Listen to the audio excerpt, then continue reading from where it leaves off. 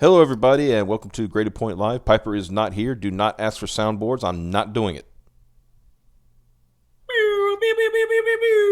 Yeah, he'll do it. You do them all by your mouth. That's it. With your mouth. Yeah, with your mouth. Yeah. Yes, master. So no Piper tonight, but we do have Mr. JP tonight you say the name. You say it. Eudaimonia. Eudaimonia. Thank you. I want because I was like talking to Mike earlier, before that. I was like, Mike, how do I say this? I don't. It's fine. I don't expect people to know Latin. I thought it was Greek. Yes. This is a disaster already, and I love it. No, but anyway, so we've got the campaign here. Looking at the screen here, we got Eudaimonia number 1, a WW1 tale, which I'm assuming is World War One, the Forgotten War. Apparently, people forget that was a war that we fought. So tell us about it. What's the big thing with this? Tell us what's going on here. So Eudaimonia is a World War One tale. It has 4 characters, kind of 4 separate, disparate kind of tales. They kind of interlock with one another to form a singular narrative, and it's basically about people overcoming the effects, the hardships of the war in search of their eudaimonia. Eudaimonia is a term from Greek philosophy. It's Aristotelian. It basically means the good life. And it's just kind of it's almost like Sorry, unrelated why we're laughing. It's just that you have come to the right place, sir. It's just that we are adherents of the good life. Yes. Which includes going shirtless and Drinking drinking Mike's Hard. Yeah. The Greeks were all about that. Yeah, there you go. Yeah. Yeah, Greeks, they actually invented sex. It was the Romans that decided to include women. Yeah. Mm-hmm.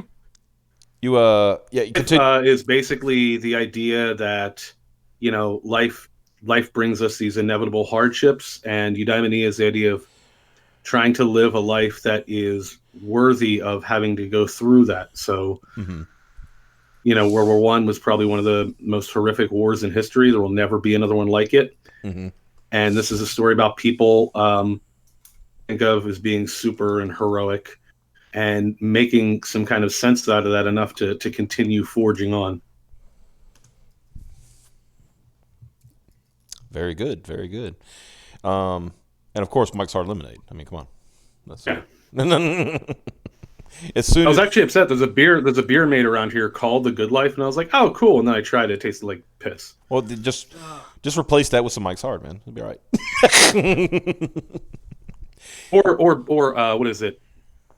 2020, the Bling Bling edition. I don't know if y'all know about that. Oh God!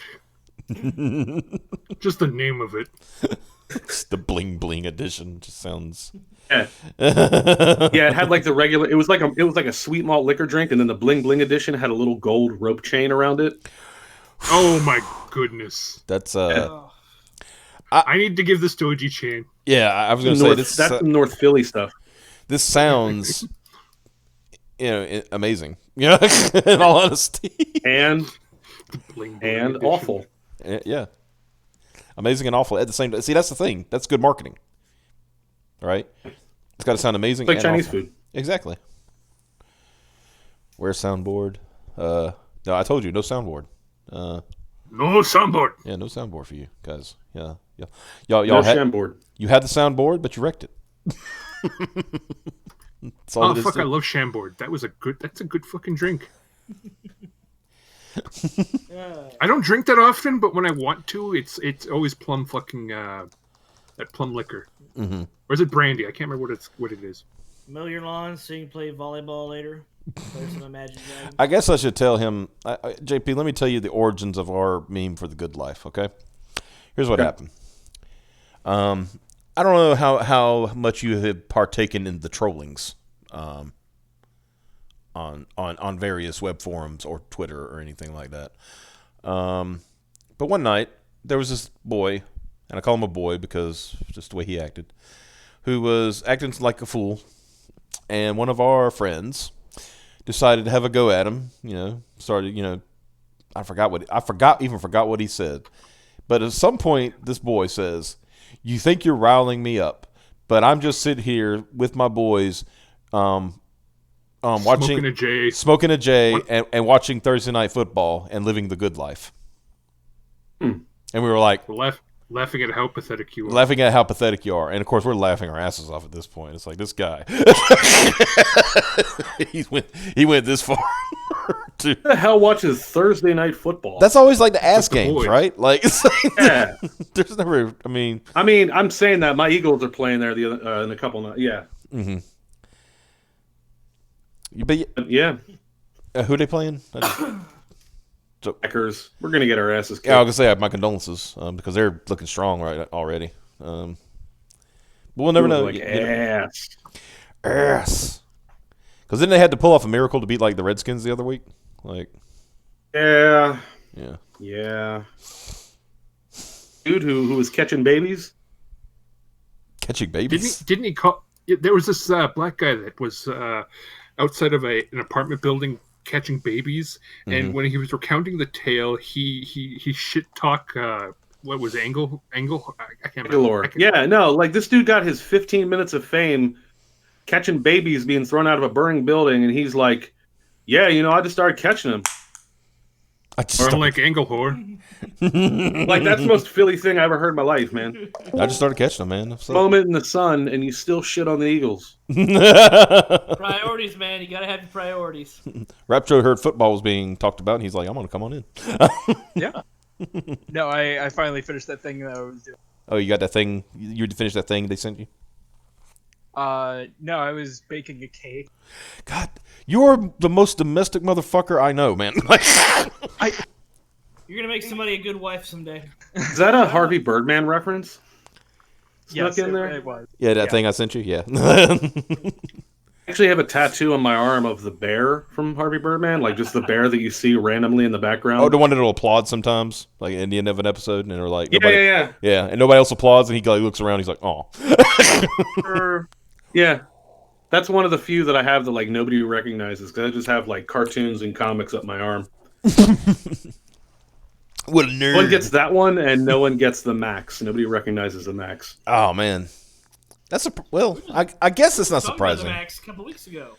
Yeah, the Max is cool. When were we talking about like the Image and Sonic the Hedgehog crossover? Is that what we were talking about? Yeah. And then I was completely blown away that they would have the Max in a Sonic the Hedgehog comic in any way, shape, or form. And then like for some reason Spawn had a chin that could cut glass. Like yeah, it was great. Yeah, I have a tattoo of the Max fighting Brock Sampson. Ooh, that's a pretty good matchup. Yeah. All right, boys, get in the car. Oh man. Oh wait, I used to do a really good. Hey, Brock. I had a friend, me and my friend, back in the day when this is back when I think it was like first season of Venture Brothers, and we like to do impressions, but the only problem is the only impression we could do was Hank, right? So all we could do, everybody can do Hank. Yeah, so all we could do was talk like Hank. So it was like everybody was just Hank, right? Like, I can do a pretty good The Monarch. Or you could always do 24.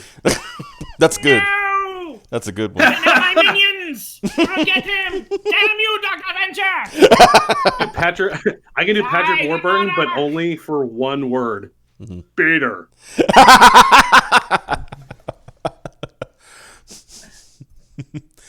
What was the one where Brock lost his kill license? His license to kill. And it's like, and then he goes. Isn't that the same one where he goes into the woods with Bigfoot? No, that was a different one. That was a later one. No, that's the one where he be a secret agent.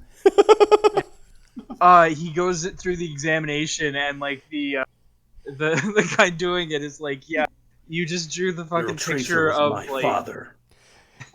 Yeah, you just drew the angel from the cover of you just drew the cover of What's the matter, man? You don't like Zepp? Yeah. What's wrong, son? You don't like Zepp? And he rips it up and he goes like, No guns. My father used to tell stories about you. Oh yeah, your little Billy. He's babysitting babysitting you. Babies. No, remember the guy said, Thought the Cold War was over. Oh come on! you could have told me that Sasquatch was a dude. Squatch is something I haven't seen before. But yeah, the one I was talking about. Remember when I think it was when Hank was like he started taking down his like posters of like Danica Patrick and Mary Lou Retton.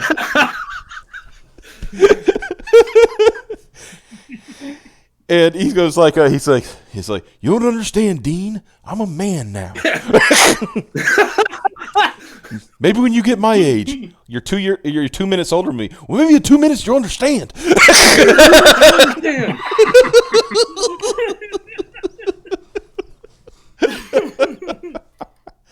I just like it when Doc is just like he's like, come on, you know how he gets? Oh, what is it?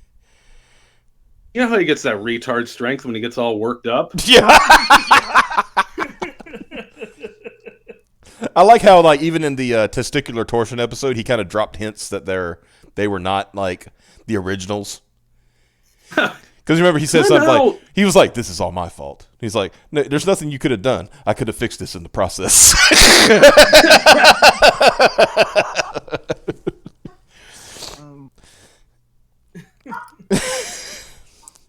We're here to promote comics and start talking about. Advantage of me now, aren't you? Oh God! The only other Adult Swim character I do a good impression of is Meatwad. Oh God! Oh, follow some bro. Well, Dracula called and he said he's going to come and get you. Oh no, that's just what I want to do is be nude in your house. No, thank you. Yeah, just what I want. Hey there, my man. Hey. This is. Yeah, you know. I got to say, he's got the best Carl I've heard in a long time. Great Carl, by the way. Great. So that's what we got going on here. Just, standing around my pool, trespassing. While I'm cleaning my gun. Remember the Russian Bride episode? Hey, baby! Look what I did! I broke my neck for you. I don't see what's come out. And then at the wedding, though, it was like so Mr. and Mr. Just say Smith. No, just say Smith the Jones or whatever. It doesn't matter. None of this matters.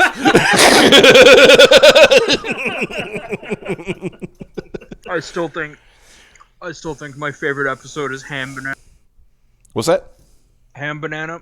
Tonight, you. Oh, what do you think it means by that? Tonight, you.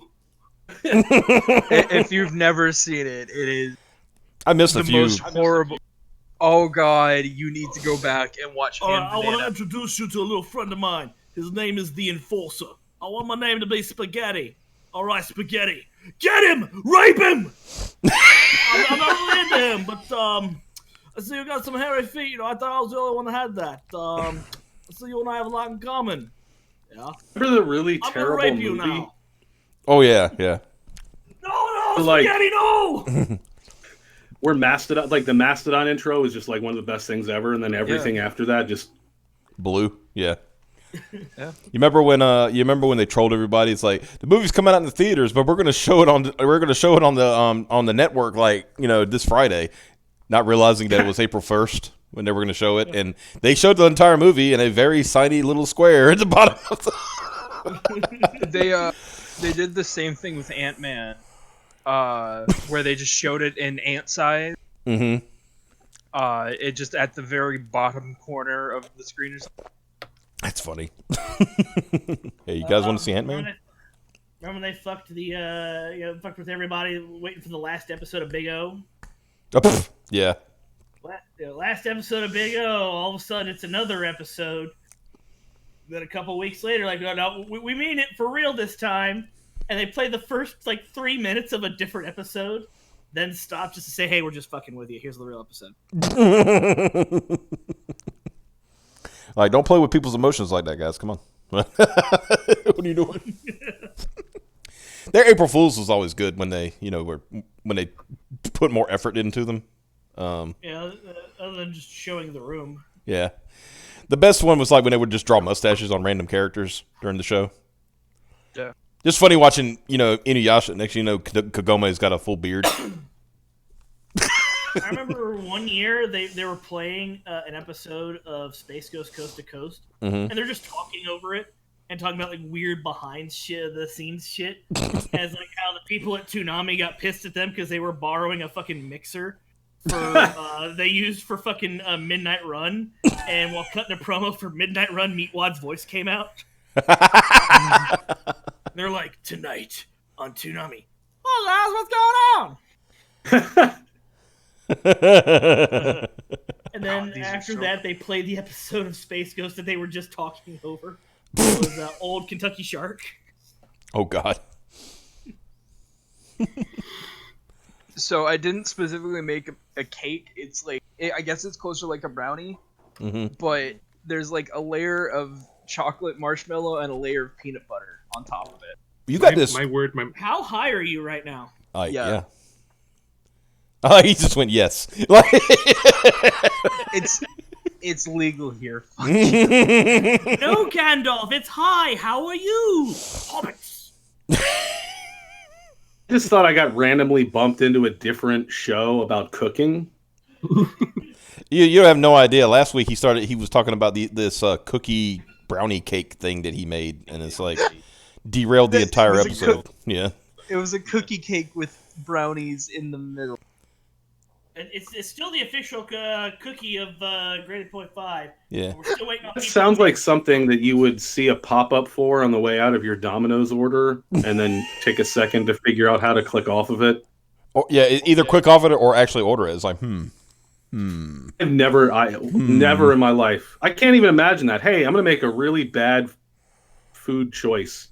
I mean, Well, it's better if you bake it yourself. yeah, it's true.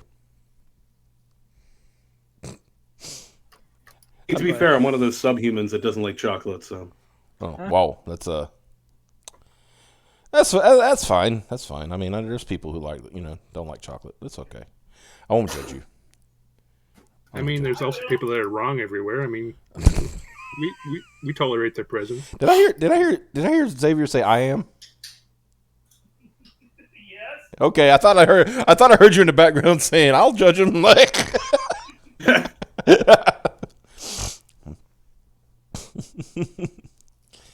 Hey Goku, we're not telling you how to raise your son. I am.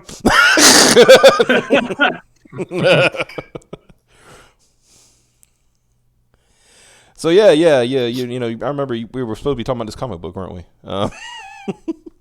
Yeah, right? What? Yeah. What's this? What book? Yeah, what book? What were we talking about? How many pages is it? Because I know that's what John Malin asked. Well, it's a mix of chocolate chip and brownie. Oh, Jesus fucking.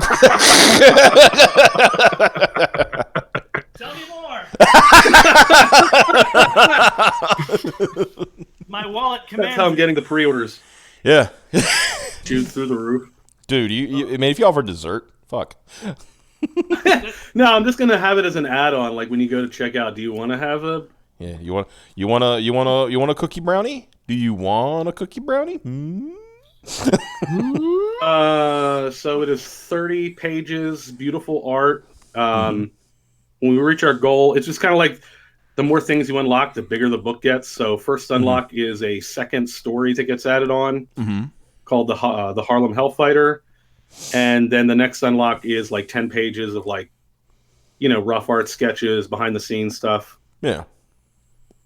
That's actually a pretty interesting idea. I mean, the more it gets funded, the bigger the book gets. And I think that's a good way to do it because it gives not only the people who've already backed it, it gives them incentive to like promote it too. Yeah. Because like I want this, I want it. Like. That's how Bones did it back in the day. You ever seen those Bones Kickstarters, where I forget the fucking company's name, but essentially what they did was they had like you got like a packet of like 30 minis, but if you managed to get everyone to a certain level, they added like 10 more minis. So there was all these fucking tiers, like 5 more minis, another 10 more minis. Here's a fucking dragon, another 10 more minis, another fucking dragon that looks like a little bit weirder than the other one. It's basically like that scam when you were in school and they have you go out and sell magazine subscriptions. Yeah. Raffle tickets. Those motherfuckers knocked on my door today about that shit. Got to sell these Scholastic books. We're doing it for charity, but the rest of the money goes to our school. It's like, I don't care. I buy Little Caesars of my own anyways. I don't need you to sell me frozen shit. For us, we got raffle tickets, and I think the last year I did it, it was every so many you sell, you get $1. So they're actually paying the kids for it. They're also getting prize tickets that can be used at this fair that the school is going to host to do stuff. So, of course, I don't actually do any of the selling. That's what my parents are there for. So I get a bunch of dollars for work that my parents did and a bunch of these tickets for a fair that they're not going to. You're pimping out your parents. It's the American way. Yeah. Mm-hmm. I mean, it gets to a point where like you can't use them anymore, so you got to like, figure out a way to market them, right? Absolutely. Mm-hmm. It's the mark of management. My dad's somewhere giving massages in Indonesia, I think. Oh, wow. So you just sold him off. You're just like, okay, he's finished around here. Just I mean, I wanted those tickets. Yeah, there you go. Did y'all ever hear mathathons? Oh no. Okay, so what a mathathon is, and it was for St. Jude's, right? So good, I'll give it a good cause. Essentially, the kids would like try to get people, the grown-ups, their families and people, to pledge a certain amount for every math problem they would do. And of course, my thinking was, nobody wants to do math problems. Why don't you let it be something that the kids want to do, like read, maybe read a book, Mm-hmm. And is it Common Core? Because that's a whole other layer. Well, no. This was back when 1 + 1 actually equaled 2. So okay. Yeah. So yeah, basically, like if like let's say you do this, and let's say your mom says, okay, you get 10, we'll pledge 10 cents for every math problem you do, right? So you do 10 math problems, that's $1, kind of thing. I think there was one person. I think the young lady scammed the man, not realizing what he was signing up for, and he pledged $40 per problem.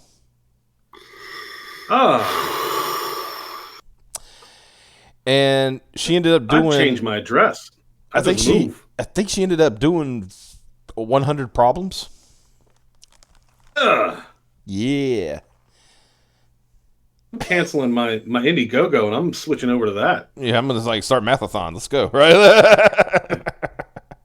Methathon. Yeah, methathon. It could be methathon. You could just like pledge how much meth I can do, guys. Yeah. Hey, rips. Yeah. Mr. Owl, how many rips does it take? Yeah. I think the last TV show I saw that took advantage of that as a joke was an old Malcolm in the Middle episode where he borrowed Stevie's wheelchair to do this fucking thing where every mile he runs, he earns money. Yeah. Pledge. As like if he completes the fucking marathon, he'll have raised $40,000. He traveled. He raised he ran like 10 feet, tripped and fell, and he never got back up. And that was the end of it. That's funny. But I will. The guy who was who did it. Luckily, he was loaded, and he said, "Well, I did say. I think what he meant to say was he was just going to donate $40, just off the bat. But since he accidentally hit pledge, for each problem instead of pledge a totality, he's like, oh well, I pledged it, so he $4,000 check. There you go. I said, way to make us look all bad, Sarah. Sarah's probably Asian. No, Sarah was she was a little white girl. They didn't do stuff like that when I was in elementary. Well, I was in. Granted, I went to a private school, so. That's why. You guys had money. Well, they had money. My mom and dad were just school trying to had get. My mom and dad was School trying. had- Yeah, my mom and dad were just trying to get me a good education and scraping by so I could have it. The closest thing that my school Don't had you was- feel bad? I feel terrible about it, honestly. Like, 'cause look where I'm at now. I'm doing fucking live streams on YouTube. Hey, those YouTube dollars are nothing to scoff at. Yeah, all that money I've made. But my school, we had the marathon that was very similar. Of course, nobody actually went out and raised money for it. Mm-hmm. And we had this weird mutant form of like spelling bee crossed with baseball. Mm-hmm. What? It was called like basil ball. That sounds stupid. Back to cooking? Yeah, can we go back to cooking? So anyway, I was watching Food Wars, right? And I started like, man, chicken wings stuffed with pork, cabbage, and mushrooms. Like, that's gonna be fucking delicious. So anyway, I've got a bag of chicken wings in the freezer, and that's gonna be my plans for this week. The smoker? Nah, man, we're gonna debone these wings. We're gonna stuff them full of like shredded pork, cabbage, and mushroom. Fry them up and layer them with Parmesan cheese. Oh, that sounds good, actually. It does actually. Yeah. And then at the end, just hit them with that, glaze them with that sauce right before you pull them out. You know, the sauce. Sauce. I've actually got carnitas slow cooking right now. What the fuck, dude? You're the best wife ever. You're making fucking brownies. You're making carnita. Next thing you're gonna tell me you're gonna make fucking burritos. You work, you cook, you like sports.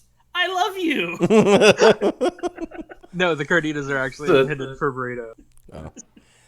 There's a Mexican Oh place my down the street from me goodness. that I walked in one day when they were prepping the carnitas, and I just see a dude in the back. He has a blender going, and I just see him dumping Sunny D into it. Yeah. Yeah, that's what you do. No explanation needed. Just yeah. Yeah. And now I saw that it threw me. But I was like, well, sugar, citrus. That's technically Yeah. correct, I guess. Yeah. Hey, technically correct is the best kind of correct, right? Yeah. You all right there, buddy? Yeah, I don't think I've ever been this drunk on stream before. I think it's like number 5 or 6. Oh no. Why did you the problem is you pre-gamed before the fucking show, right? You were going hard at at the 9:00 hour. So The name is Drunk Johnny 5, not Drinking Johnny 5. I'm just adhering to my brand. okay. So yeah, we went over. He talked about the stretch goals. I'm like, I don't know what's Here going on. you sound exasperated. You have no idea. These boys. Raptro's usually the one I I have can. a problem. Raptro's usually the one I can depend on, and Dr. Z, Johnny. Hey, Dr. Z, will you adopt me? Look at yourself, Johnny. No. See, you got some herpes there on your lip. Ashty Venture. Oh, sure, I remember. We invented we invented that in P-Town in 19. See, what you do is you take a snorkel. Must have gotten that from kissing your wife's ass after I put herpes in there. Put your crank in this end.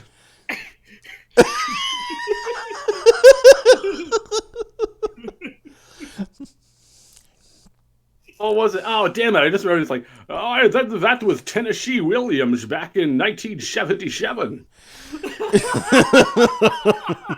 Old Boys Town. Wrong. I always like the what was the episode where you find out Colonel Gentleman wasn't dead. I woke up from a diabetic coma. and then he started like it shows him on screen. He's like feeling himself. He goes, "I have titties."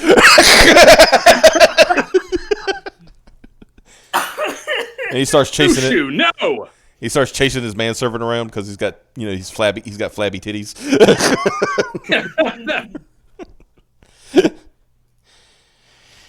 Wonder what the chat's doing. They're just like, hi. That's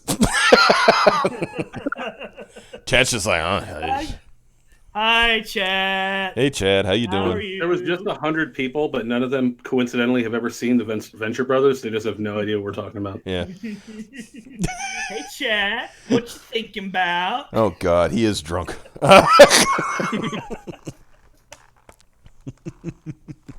Buy my book.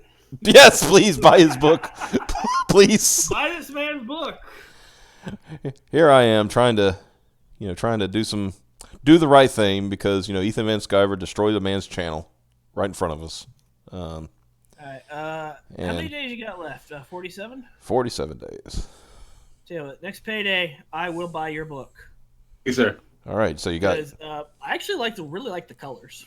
Yeah, the colors are nice. Let's go through I went through it when you were talking earlier. I'm gonna go through them again just to look at the art. That's some stunning art. One of the things we were talking about is because the book is a lot. I know I'm like a pretty goofy guy, but my writing is generally kind of serious. Like that screen there, that. Well, with the rain coming down. Okay, going back. That's gorgeous. Yeah. Which one? I can't see. Oh, it's this for the preview images. It's the second image, the one where they're walking in the rain with the umbrella and all the. Oh yeah, Mm-hmm. yeah. So one of the things we were talking about is because we do a lot of collab for we focus on color palette a lot, and so we wanted to kind of visually code things. So one of the things you'll notice is if you see a page that has a lot of, that's pain. And if you see a page that has a lot of secondary colors, that's peace. Mm-hmm. That kind of thing. And since the stories jump around a lot, it changes constantly. So you can kind of like through the coloring get a feel for what's going on, like what's the emotion and things like that. That's really cool. But yeah. I've been telling people. Sorry. No, you go ahead. Go ahead. I've been telling people that this book, this doesn't really take off or do anything. For myself, I'm going to keep writing. I'm going to keep working. But after working with Emmy on this, like my number one goal for this book is to get more people, get more eyes on his art because it's work with him. Like more people needs to know who he is and what he's doing. Yeah. Yeah. People often forget that color is, with regards to visual storytelling, you can do a lot with color, and it'd be extremely subtle. Or it can be just extremely blatant, but just color by itself you can do a lot with. So I see you got a picture here with the book on, like, thing. Is that just a preview image, or do you actually have a printed book already? No, we don't have that's just a mock up. So we're playing with my emotions. Got it. Okay. That's pretty good. we're almost done. Okay. Almost done. Yeah, it seems to be that's kind of like the trend that's going on now. The more you have done, the better. Before you actually go. But it's kind of hard, right? Because you're trying to set something up so you can get a good campaign going. Yeah, but you also have to pay for this stuff. So it's like you want to sell the book so you can make money, but you need money to make the book. But you need to do that. You got to sell the book. This is like being in business. I mean, who said making comics is supposed to be a business? Unfortunately, who said? I thought comics was supposed to be about social interaction and talking about my politics. Fucking A. I thought we were a community. Yeah. Yeah.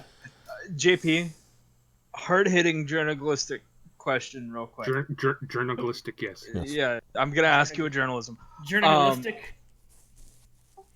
Where's the trading card? He asked that question to all of our guests, so don't feel bad. I didn't even hear it. I didn't even hear what he said. He said, "Where are the trading cards?" Oh, Jack, where are the trading cards? Those come with the chromium cover. I mean, the uranium cover. The uranium cover. Okay. Oh yeah. You will get cancer. You will die, but you'll get a good story out of it. But I mean, yeah. What do you want to do? Live? I mean, hey, what does that? 50,000. There's that deuterium cover. Yeah. I mean, technically, if you get cancer and die, you get 2 good stories.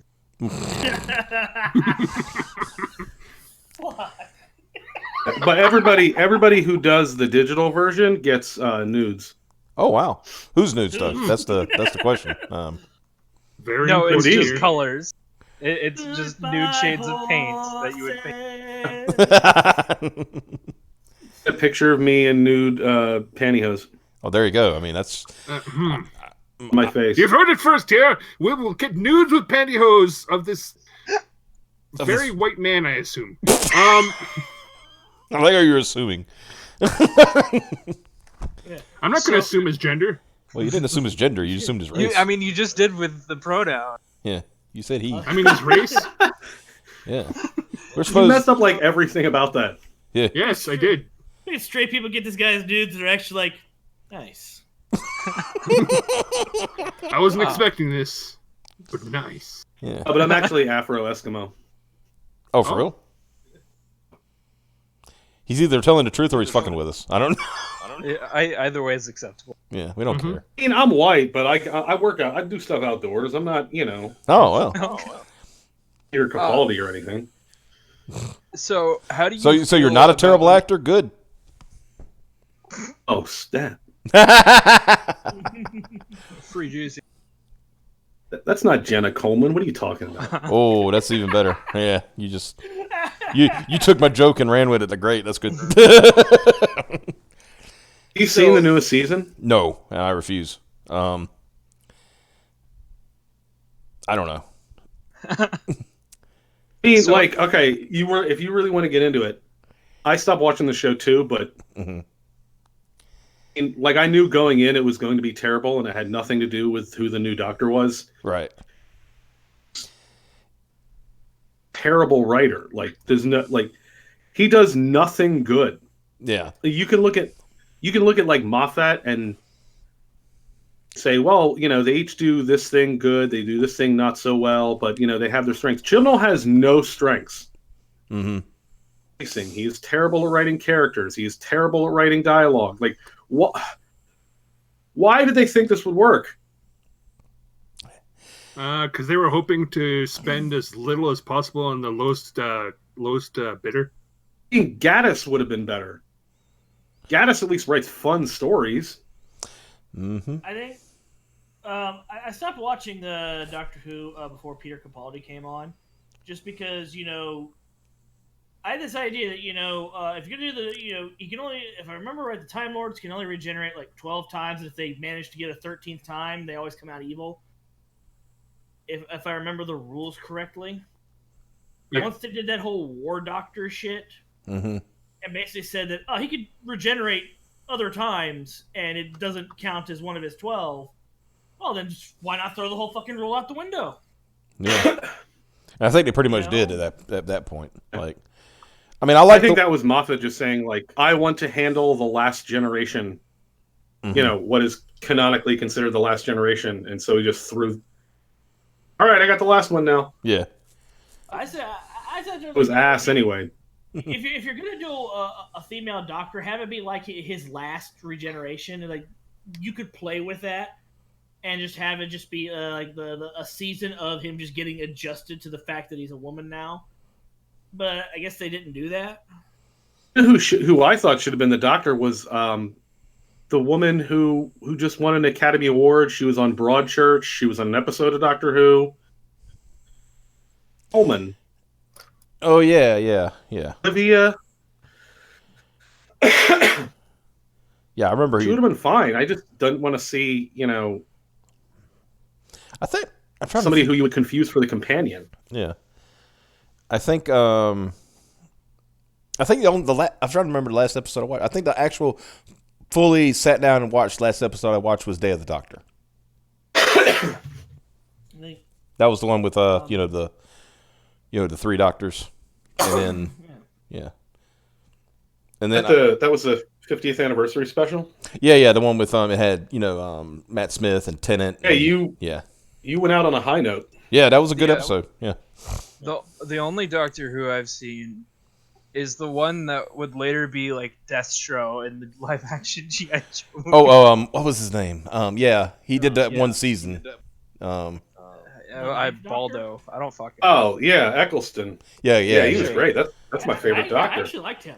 He Yeah, only no, did one I like season. He only did one season because he liked Doctor Who and he wanted to help get it back off the ground.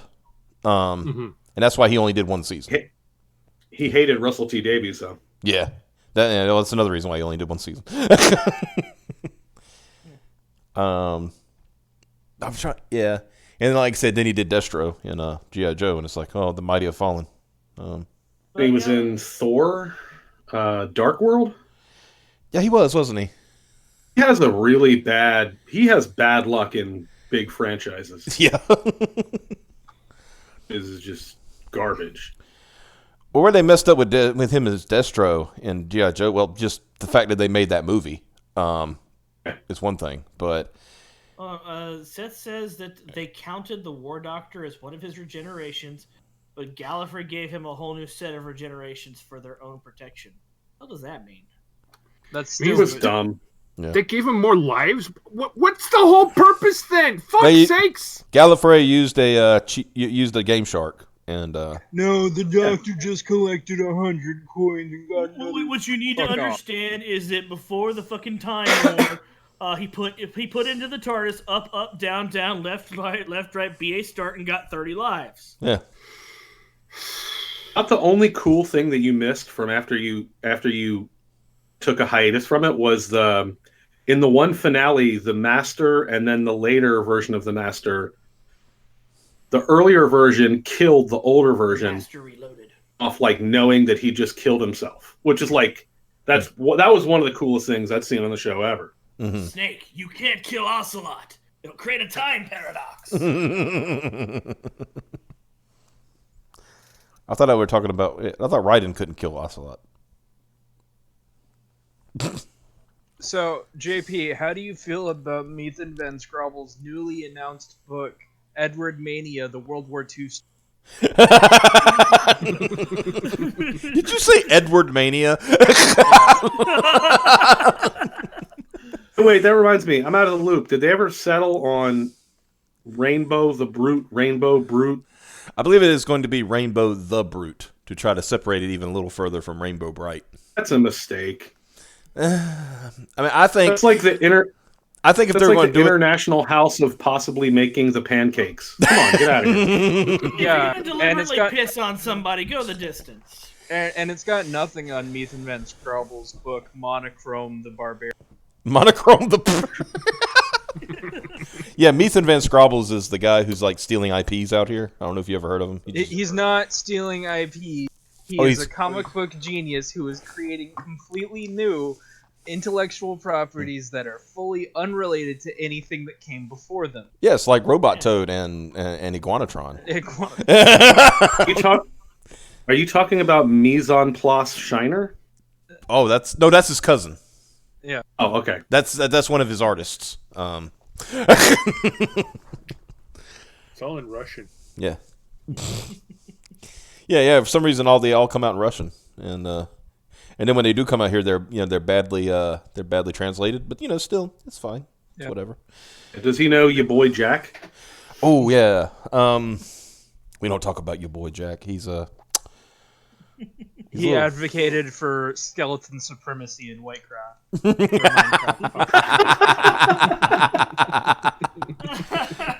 Did you say skeleton supremacy in Minecraft? Yeah.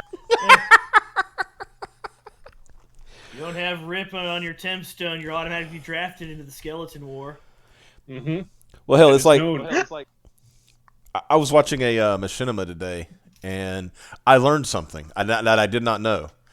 I know how to stop. Machinima's still around? No, not from machinima. I mean a machinima that was, but I learned something from it. I know how to defeat a zombie horde. Yeah? Chickens. Of course! It's so simple, it's been right in front of us the whole time! Mm-hmm. Because they set it up where like one side summoned a bunch of zombies and the other side summoned a bunch of chickens, and then like the chickens and zombies clashed, and it was like the chickens just went through the zombies like a wave. Imagine Bill Pullman riding in a fucking fighter jet watching the fucking chickens beat the zombies. Alright, Now spread the word. Tell the rest of them how we bring these sons of bitches down. I always wondered, like, what did they tell the rest of the world? Like, hey, just suicide up its ass, and you'll win. Like, Yeah. Yeah. Just take your jet and go right up its find a asshole. drunk father, a drunk do you guys have a Randy father Quaid? Yeah. Hey, Russia, do you have a Russian Randy Quaid? They probably have a few. Russia, Randy Quaid's you. But I agree with what Mata said in the chat. He said that instead of it being Rainbow the Brute, it should just be the Rainbow Brute if they're going to have to put a the somewhere, you know? If you're going to piss all over somebody, fucking go the distance. Well, he's worried about it's worried about lawsuits because apparently the Rainbow Bright people, I think it's Hallmark, were very protective of the copyright. Even though they let some idiot like do a comic of it and just like it was all about diversity, we're all lesbians now. There was also that fucking robot chicken sketch. Oh, what was her name? What was that girl's name? Fuck. Because they did like a whole episode dedicated to her. It's crazy how extensive that is. Because this morning I just now found out that I'm a lesbian. Oh wow, that's I too am a lesbian. I am also because I can hit from the red tees now. So.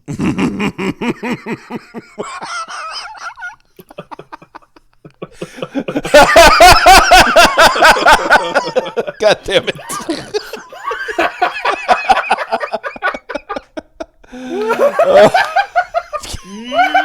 Good night, everybody. That one caught me off guard on that one.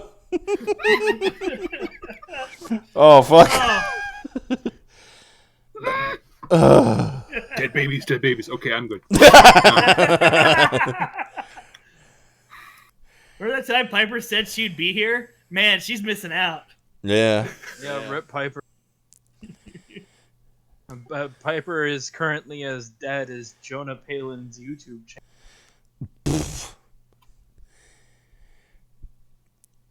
I'm trying to find the fucking... Swall, secretly we are lesbians. Yeah, I mean, that's the way you do it, right? I'm learning more about Rainbow Bright than I wanted to. Speaking of lesbians, I remember in high school there's this one girl who said that she was a lesbian. She kissed a girl and she said, "You know what? I'm not a lesbian." That's like the reverse of a lipstick lesbian. It's like a lip gloss lesbian. Mm-hmm. I've known a fair share of lesbians in my time, and I always ask them, like, isn't that really annoying to you when, like, most of the girls you meet are just messing around just to try something? And they're like, yeah, they're usually like, yeah, that's really annoying. And then the inverse is for gay dudes, they're just tired of women trying to make them be their friend. Yeah. So you're saying it's incels that just decide to, like, make out with each other, is what I'm... femcells. Oh, femcells. Yeah. Femcells, excuse me. Okay, yeah, I found the name. The name of the character is Bitch Pudding. That I was trying to look up from the Robot Chicken episodes. Bitch Pudding? Yeah. She's she basically goes in. All she does is go in and like starts trouble, and they call her Bitch Pudding.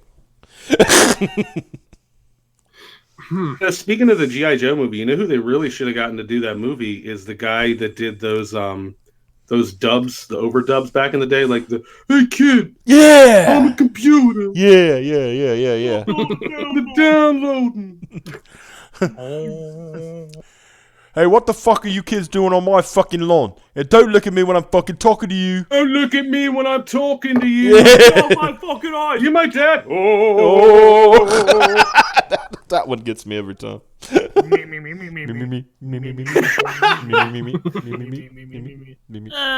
just kidding with you. Good job, sandwiches. What are you kids doing in here? Get the fuck out of here! What the fuck is wrong with you? Get out of here! Go on! Who wants a body massage? Mr. Body Massage, machine, go! Apparently, we are still getting new G.I. Joe movie. Oh yeah, they're doing like a Snake Eyes origin. Yeah, Snake Eyes in 2020. Yeah.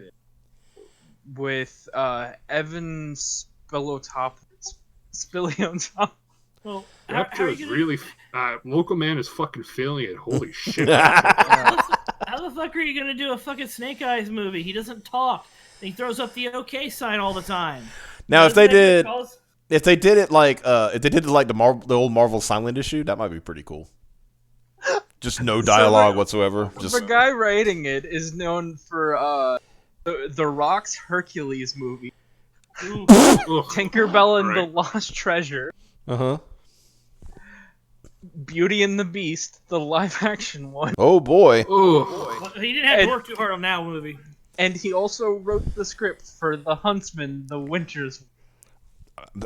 10 out of 10. Best movie. I'm aware that is a movie that came out. I'm not gonna lie. The Snake It Eyes had movie Chris awesome. Hemsworth. Like they held it from being released until Thor came out, and Chris Hemsworth was a bigger name. To be honest, I'm not gonna lie. I haven't really kept up with movies too much in the last 5 years. Like I followed Marvel just because Marvel, but after Endgame, I didn't even go see last Spider-Man. Well, at least you made it to Endgame. Like I remember I stopped. I skipped Captain Marvel because I have principles. Yeah, I was done after Infinity War. I was like, I'm done. That's it. So this actually dude saw also... Captain Marvel, and it wasn't good. Mm-hmm. I legitimately I don't really care what a person does when they're not on screen, and this could just be me, and feel free to rip me to shreds, but like, dude, I saw that movie and it wasn't good, but like I didn't think she was terrible. Like she's the least entertaining part. I heard the cat stole the show though. Yeah. Like everything I heard about that movie that was good was the cat. I don't know. The cat and Australian guy. That's like no, that was the anybody says that's an idiot. That's like it's a fucking cat. Who cares? Like no, there's nothing. That's like lol. So random people going like, ooh, the cat. Like no, what? Now, granted, the people who were saying the cat were a bunch of internet journalism lesbians. So yeah, I heard that Samuel L. the Jackson story was bad. good. I heard Samuel L. Jackson was good. Samuel L. Jackson's good, but the Australian alien is the best. Like he just chews the scenery and he's great. Yeah. I just think I mentioned. I forgot who I was talking to on Twitter about it, but I said I think the problem I had with it. Now I get it for movies and stuff. You got to change things up so it works in movies and shit like that, right? But I think with her, they strayed so far from the source material from what Miss Marvel / Captain Marvel was that it just kind of made it meh, like they had to put her in the past just to make her work in the future. I'm like, just don't introduce her now. And I think that was like one of the big things. Like introduce her for the future maybe, but they could have done like a Scarlet Witch solo movie. Yeah. And then amped up her role in the next one. Yep. Be right back. Oh, the dogs are going crazy. Damn it. Dog's a lesbian. Fucking.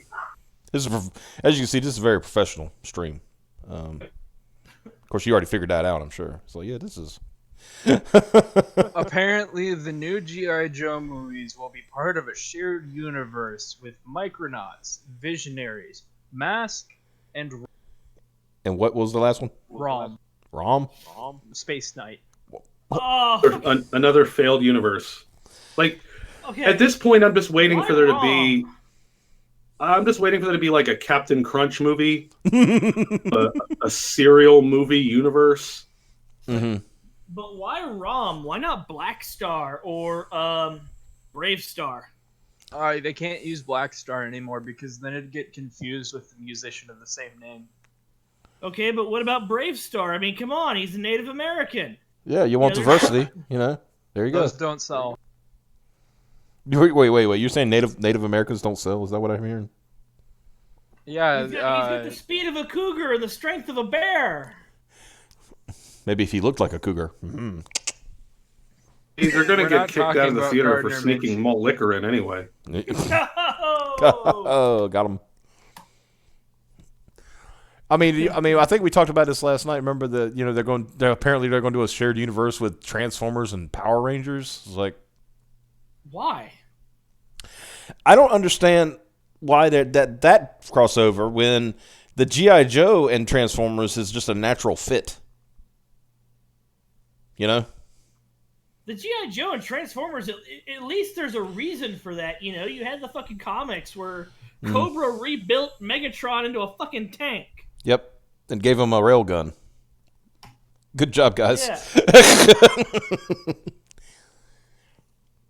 You know, at least there's some history there. And people are like, okay, that makes sense.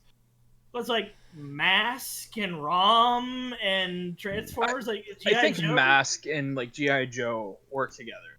They could work. Mask and G.I. Joe could But work. like Visionaries and Rom are like a bit too far out. Like, Rom isn't even in the same, like, IP range as the other ones. That doesn't... Okay. Trade out Visionaries for Spiral Zone or Sky Commanders. Then we can talk. Yeah. I'm sorry, if you're just trying to sell fucking toys, the Visionary toys are fucking lame. I mean, oh, they got a fucking hologram on their chest. Whoop de fucking do. Or, what was the name of that fucking cartoon where a football team gets sent back in time to Arthurian days and become the new Knights of the Round? Knights of The the Round. Cleveland Browns. Yeah. The Cleveland Browns. That explains why they haven't had a team in Cleveland for the past 20 years. Woo! Oh, it's just like dock workers. Yeah. Dock workers and, what's his name? Odell Beckham. Yeah, it's another 10 years before they start trying to milk 90s properties. How long before we get that Street Sharks adaptation? Bots. How about Biker Mice from Mars? Bucky O'Hare. Jazz Jackrabbit, but then Cliffy B gets more money and starts another game studio and tanks. Can't wait till they bring back Hey Arnold and just piss everybody off. Isn't that a thing they're actually Like doing? everybody. Yeah. Hey, guys. The one that killed me yesterday was I see that they're going to remake New Jack City. I'm just like, come on. Well, you know, did you see, like, was it over the weekend? They were talking about a remake of Princess Bride. And, Carrie Ellis had the best fucking take on it. yeah, he's like, why would you remake Perfection? We're trying to remake Perfection. But, no, somebody came up with an idea, Xavier, and I want to run this by you. And, of course, there's everybody. How about this? A remake of The Princess Bride, but it's the Muppets. Yeah, I can see that. Yeah. You know, Kermit as, what's his name? Main character. Dread Pirate Roberts. Yeah, Dread Pirate Roberts. Gonzo as Inigo. Gonzo as Inigo Montoya. Sweetums as, Andre the Giant. I was thinking Michael Caine. Michael Caine as Andre the Giant? Yeah. Why not? He worked in the Christmas special. Yeah. Who's the eagle? Who's the eagle? Oh, Sam the Eagle. Yeah. Sam the Eagle is the man with 6 fingers. Oh. That would be Oh, good. yeah. Yeah. Critics slam Rambo. I'm just sorry. I'm looking at my phone here. Critics slam Rambo Last Blood for making sex traffickers look bad. Scooter and Skeeter is the old man and the old lady. You've been almost dead all day. They'll never have a chance. God, I can't believe Rambo violently killed all of those evil sex traffickers. It's not like the Rambo movies have ever made people look bad before. Hell, I just saw... Guys, I'm going to shock you. Okay, you ready for this? Marvel is going to relaunch a book. Amazing. Be still my heart. Like tomorrow? No, Tomorrow and next Tuesday. they said next year they're going to relaunch Guardians of the Galaxy. I'm like, Oh. okay. Cool, I guess. Stop. So, Didn't they just relaunch it when they added Kitty Pryde and the Thing to the team, and then it tanked? Yep. Because, when you think about Kitty Pryde, you think about, daring space adventures. Do you know the reason why they added Kitty Pryde and Ben Grimm to the team? The writer was Jewish and he wanted Jews in space. Are you fucking kidding? Amazing. We're Jews who are in space. We're protecting the Hebrew race. When Goyim attack us. I apologize if I've offended any Jews in the chat. If you don't like Mel Brooks, then fuck you, right? I love Mel Brooks, but like for me, Mel Brooks is Young Frankenstein, Blazing Saddles, History of the World Part 1. Robin Hood Men in Tights. That was a good one. Unless I'm forgetting something. Robin Hood Men in Tights. Yeah, didn't really dig that. Shame. Damn shame. I tried. There was. Yeah, I think you named them all though. I think you named all the movies. Oh yeah, absolutely. Those are all fantastic movies. Blazing Saddles #1 for me personally, but. Did anything ever happen with them trying to remake Clue, or did enough people get angry about that to shut it down? Yeah, I haven't heard anything about that since the rumors. That's a masterpiece. Well, It was the failure of Battleship that killed the Clue. That's what it was. Yes. Because Hasbro's like, maybe we shouldn't turn board games into movies. Oh man! I mean, I think people even when they saw it, like for Battleship, when they saw the trailer and the alien bombs were literally just the pegs. It's like, really, this is what we're doing. Yeah. Well, did you see the list of those canceled movies? I think it was Monopoly. Play-Doh the movie. Play-Doh the movie. I remember that scene. Ladders. Yeah, Chutes and Ladders, Play-Doh the movie. God, there were some other stupid ones. I think any of these could work as long as you add the words "into hood" on the end. Play-Doh in the hood, Chutes and Ladders in the hood, Chutes and Ladders in the hood, Candyland in the hood. Those all sound amazing. Yeah. I wonder if they're going to make a movie about... have OG Chen. Yeah. You think they'll make a movie about Miss Monopoly?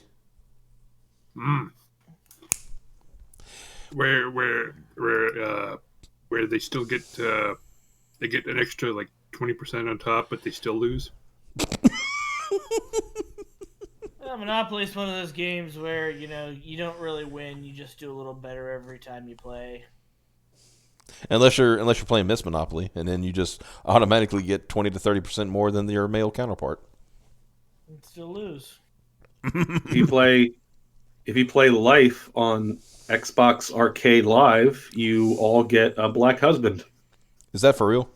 Mm-hmm. Oh, why that happened? I was on vacation. My mother-in-law and my wife and I are playing. Mm-hmm. We played through it twice. We all had black husbands. Oh well, okay. So we rode around the board with our, Demarius and Demarius, Tyrone, and now the question is, when you had a baby, did he leave? I said it. I don't care. This is my brother Errol and my other brother Darrell.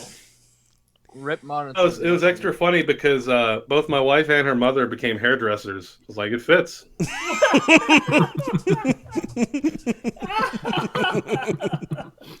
Good night, everybody.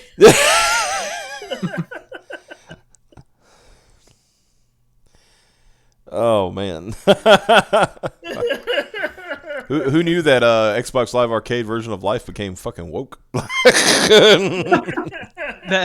There was one time I was playing Uno and just got into a random match on Xbox Live Arcade. And it was with a bunch of fucking KKK guys. Oh god! Who were using the webcam. And it's just I didn't want to say anything. Mm-hmm. Now, were you saying they were on webcam? Yeah, because you had like the little shitty like Xbox like camera. Oh yeah, the fucking was this the camera or the Kinect camera. or the Kinect? No, this was before the Kinect. Okay, This was, so like, this was before the okay. I remember that. Yeah, the Xbox webcam. Yeah. I remember that shit. Yeah, Yeah, they had the fucking potato camera. yeah. Yeah, it was awful, but it was like they had like the fucking god, I forget what flag it was. It wasn't like the Nazi one, but it The was, rebel, like, it was an altered version of the Confederate flag okay. with like SS on it or some shit. Jesus. Yeah. Okay, I'm gonna give you a little hint about that rap show. That was a Fed. Yeah. Oh, probably, but I just want to play Uno. How do you do, fellow racist? It reminds me. You remember the Charleston March? You know. And you had that one guy who had a Nazi flag that he just took out of a package, and he had pleated pants and pleated khakis and all that shit. And I said, "That's the Fed." Hey, whatever you do, don't buy a gun from them because they'll snipe your wife. Oh damn! What? You sound like you speak from experience. Well, Oh, it was what was that? more. Ruby Ridge or something? Oh yeah, Ruby Ridge, yeah. Fuck. wasn't that a misunderstanding? I mean, if they snipe your wife, it's pretty much has to be a misunderstanding. Yeah, I think at that point you're just like, you know what? I think my understanding is you're not going to snipe my wife. Mm-hmm. I think that would be a good that's a good default standard to have. Please don't snipe my wife. Well, I Hey, mean, we're going to the not library. being- Nobody's going to snipe you here. Well, they're gonna snipe from the library. Or was it just a book depository? That's a book depository. Okay. You imagine your fucking dating profile after that, looking for somebody that can serpentine? Serpentine. No. I think about Metalocalypse. Remember when the two brothers were trying to run for their lives, and he's like in his little fucking wheelchair, and he's like serpentine.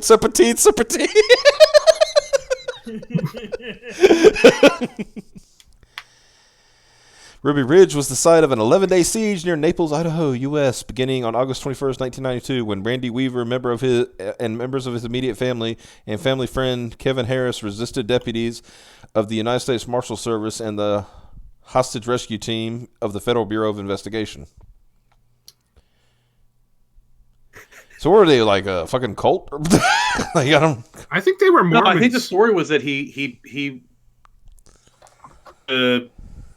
gun culture and like Stallone, and he bought like a shotgun that was sawed off too far, and the feds got him for it, and he didn't want to say where he got it from, and so it just kind of ballooned from there. Ah. Oh, I see. Yeah, it says. Now, what I find about this, it says, and the hostage rescue team of the Federal Bureau of Investigation, and they hyphenated it FBI HRT. It's like, LMNOP. well, Wait, the FBI hormone replacement therapy? yeah, I mean, that would explain a lot of what's going on with the FBI these days. But I thought it was just human resources. Lock the door, honey. HR's here. It's the Feminine Bureau of Investigation. I'll never tell you my pronouns. The FBI agent's mail. like during a Marshal Service reconnoiter of the Weaver property pursuant to a bench warrant for Weaver after his failure to appear on firearms charges. An initial encounter between 6 U.S. Marshals and the Weavers resulted in a shootout and the deaths of Deputy U.S. Marshal William Francis Dagan, age 42, and Weaver's son Samuel, age 14. I don't know, that's not a very good trade-off. And the Weaver's family dog, Stryker. Oh, fuck. John Wick. Apparently this entire thing was a clusterfuck on both sides. Well, yeah, I mean, this is the 90s in the federal government, which was a clown shoe. At that time. And if I remember correctly, they burned him out, and I do believe a lot of people. It wasn't too long after that we had Waco.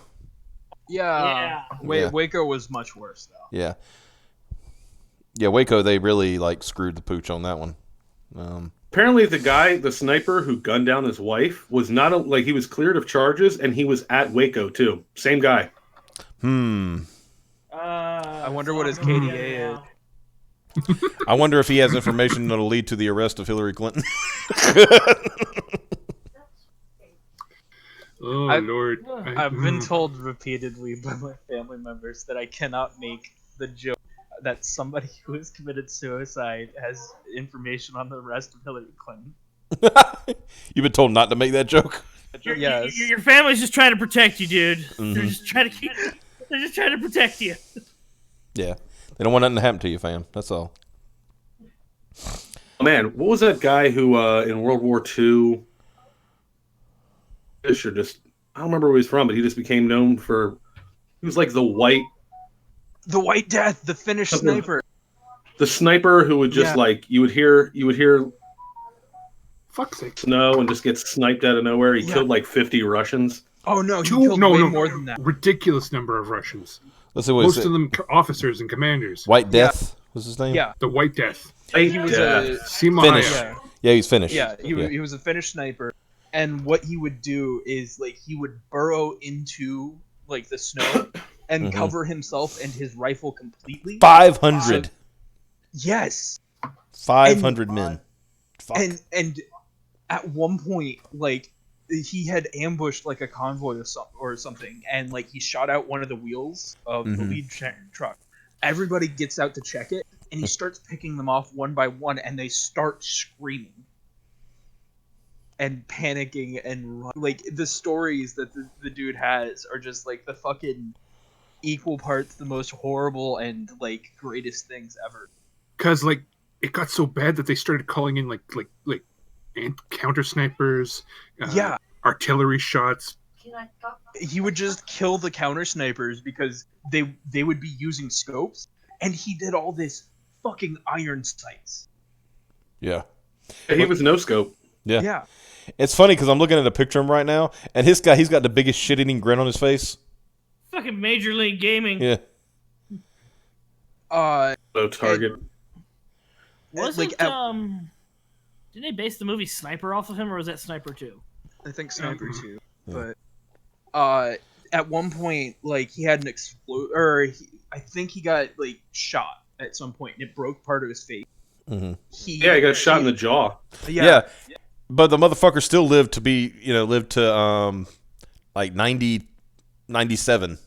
Yeah. Well, not only did he get shot in the jaw, he recovered faster than anybody intended, and immediately tried to go back out and to fucking kill more people. Yeah, because it says like his captain attributed 259 confirmed sniper kills, and then an equal number by submachine gun. Man, too angry to die. Essentially, he was fucking Rodan of the fucking war. Yeah, like. Yeah, no, I think there was an HBO show about him. Actually, I think it was called Sex in the City. Changed the story around a little bit, but it's essentially the same. Yeah. It's finished. Miranda. Oh, his face just kind of melting off to the side. Hold on, there might be an anime light novel based on him. Well, I guess I know what you're going to talk about in Degaruda now. Snow Fairy and White Death. the Snow Fairy and White Death, is that what it's called? Yes. That's amazing. I'm looking. That's absolutely amazing. I'm going to post the cover. Stand by. All right, let me see. Is his arch nemesis the Dark Knight? I certainly hope so. That was just bring it home for me.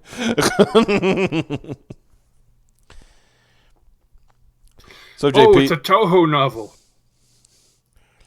She looks. Wait a minute. Okay. Wow. He's over here looking all serious, and she's just like. Oh, that's her elbow. I thought she just had a really saggy boob. I did too at first. I was like, well, that's kind of. I was like, oh, okay. Usually do better on those. Yeah, she's just a small girl. Okay.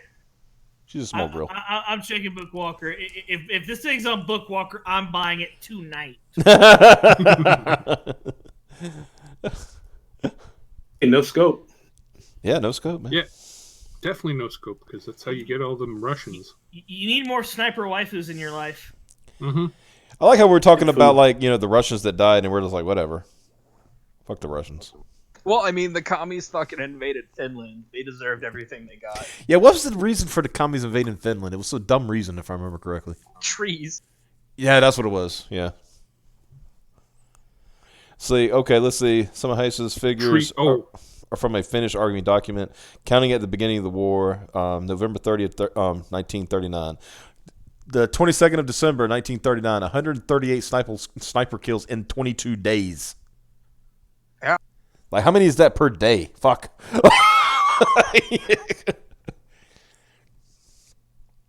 Have you ever had like a bad day? You just got really down on himself.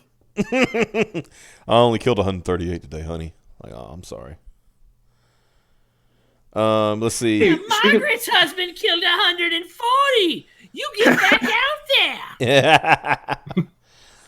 That's funny. I thought you loved me. Jesus Christ. By the 26th of January, 199 sniper kills, so 61 in 35 days. Let's see, 219, 20, and 22 days. March 7th, and said when he was seriously wounded, total of 259 sniper kills, 40 in 18 days. He was fucking wilding. Like, Why do they keep walking in straight line? Okay, so Went out to the field and put like a giant X there, and they just kept walking up to it. mm-hmm. Okay, so there's a couple problems that happened. Stalin, he immediately goes into war after killing like 80% of his officer corps. Mm-hmm. Two, they don't have any since they're trying to ignore all the Tsar stuff. They don't have any winter camouflage. Three, they only had one rifle per man, sort of thing. It was a ridiculous thing. Well, it's the same as like when the Germans invaded Russia near the tail end of World War II, and they kept fighting through the winter and trying to push there.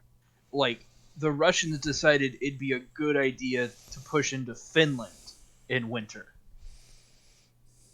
Which is a dumb fucking idea. Because the Finnish are dollar store Russians, but they still have access to General Winter. Yeah, I'm reading some of his quotes here. It's like, when asked in 1998 how he had become such a good sniper, practice. That was his answer, practice. Yeah. He only used like that gun throughout the majority of his life. He had that gun and a submachine gun for his backup. Yeah. Extremely worth post-game interviews.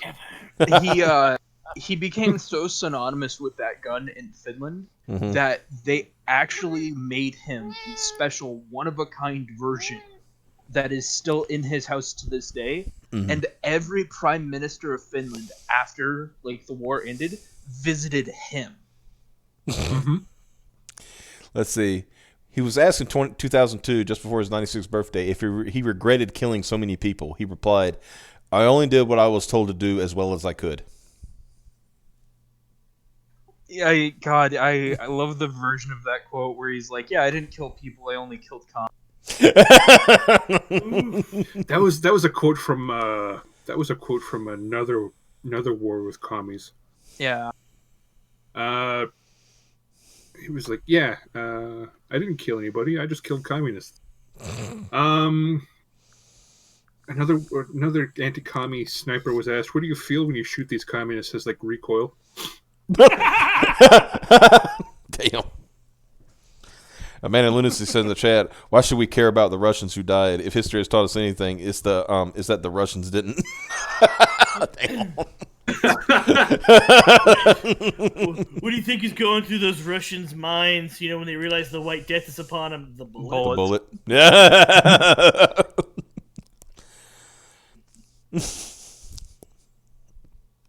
We should have listened to Patton. That's all I'm going to say.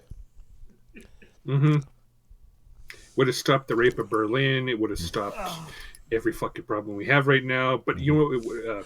I know it's a quote from the movie, but I love it when in the movie when he goes like he says, "I can start a war with them tomorrow and make it look like it's their damn fault." That's like, well, it's a Russian, so it wouldn't be that much of a stretch, to be honest. Plus, I think it was Patton who said, famously, he said, "Your waifu is shit." Yeah, take that, Russians. Communism. Uh, Imagine- If I can rush it in my heritage on my mom's side. oh, you poor bastard. Yeah. That explains your vodka tolerance, though. Mm-hmm. What's that? Time to mix another. Don't mind if I do.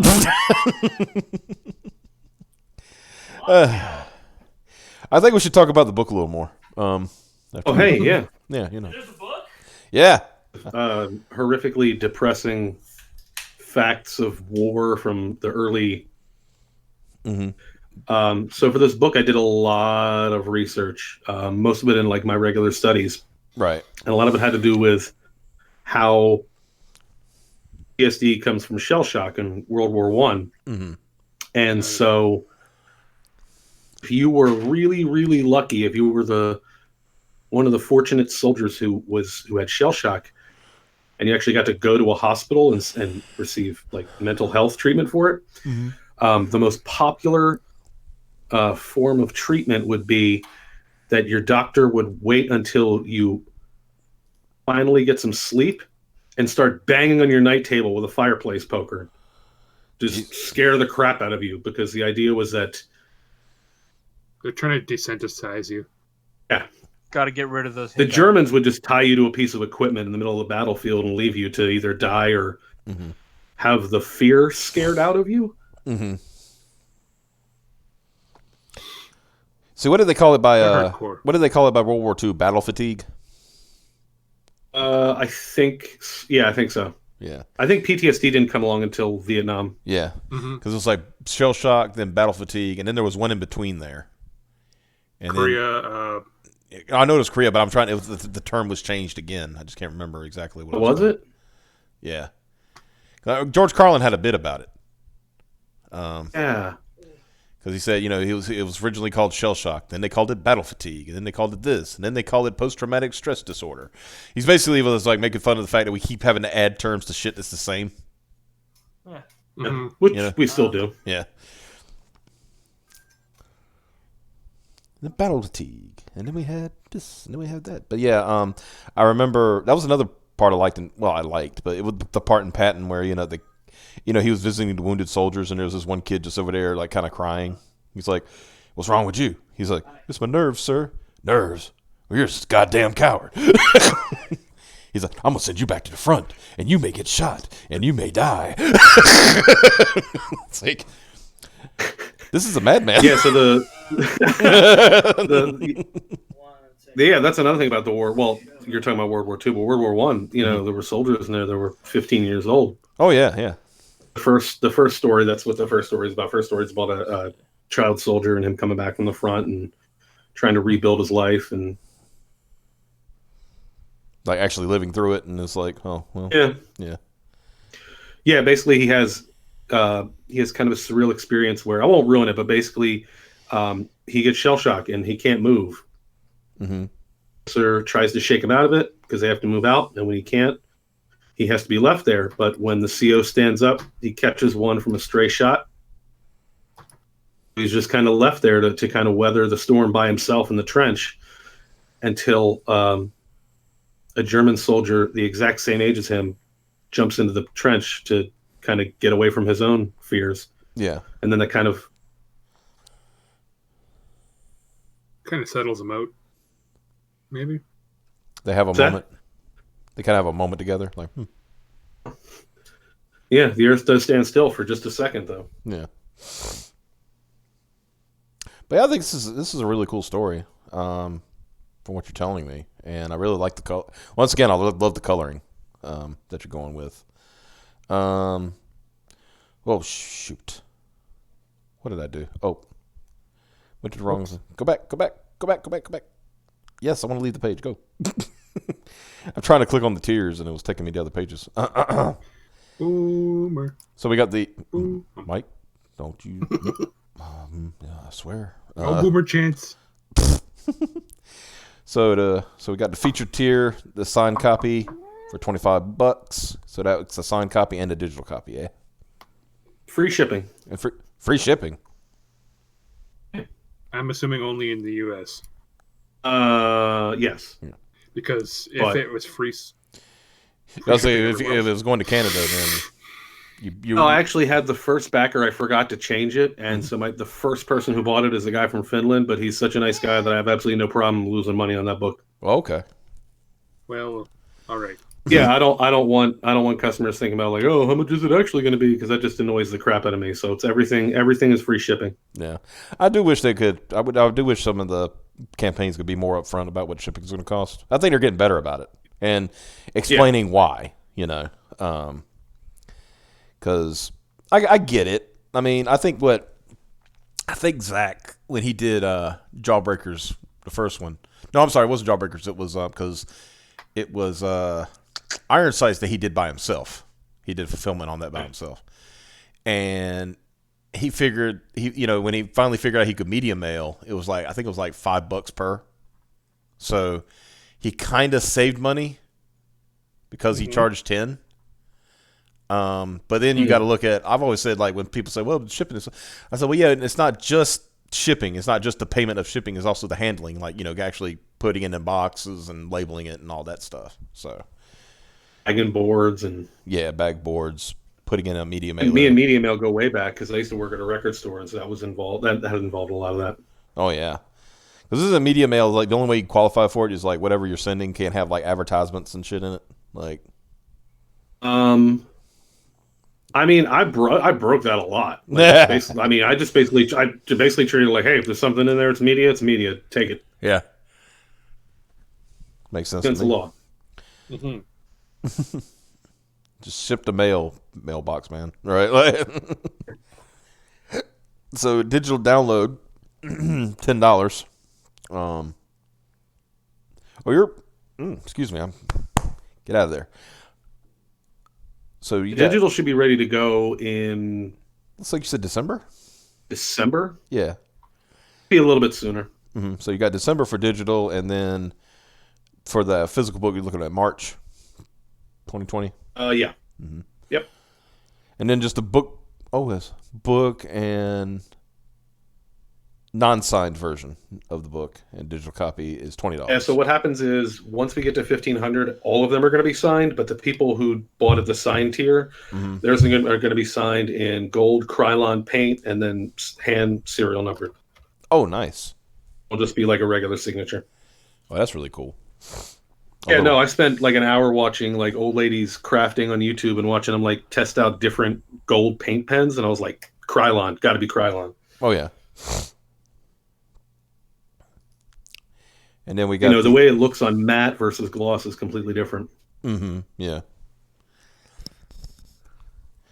And then we got the retailer bundle. So that's the digital copy, number 1 print version, signed copy, and then 5 copies. So essentially they're getting they're getting 2 physical copies for their own, and then 5 copies if they want to sell them.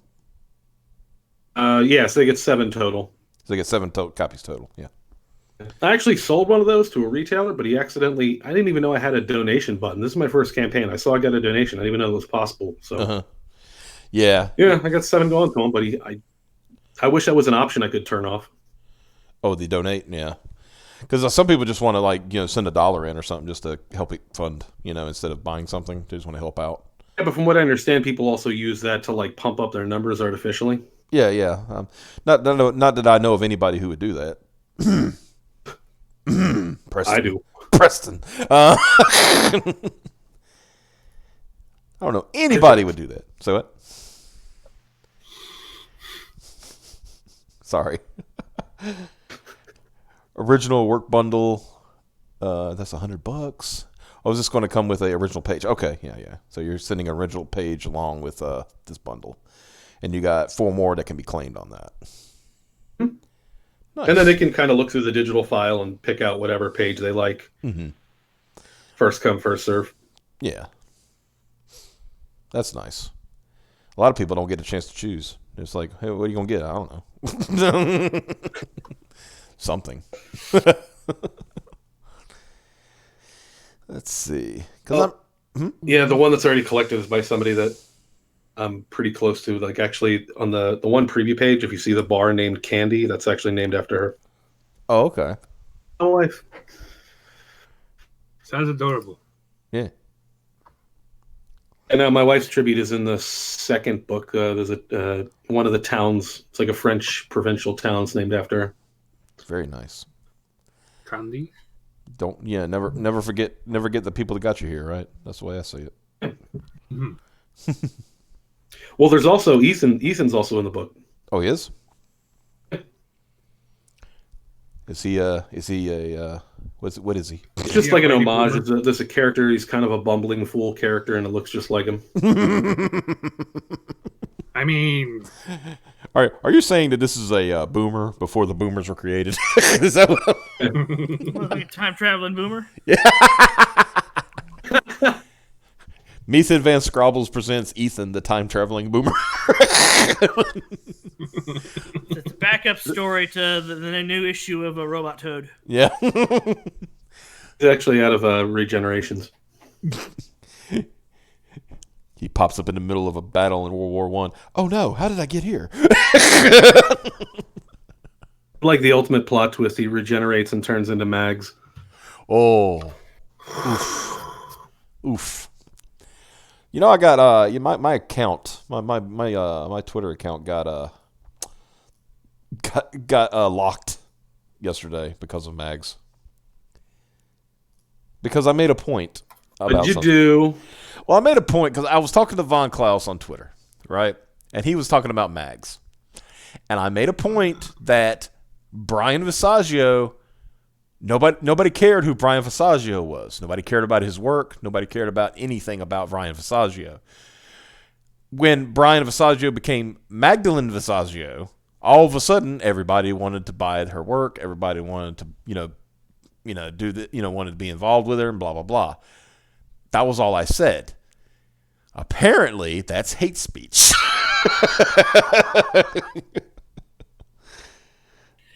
I don't engage.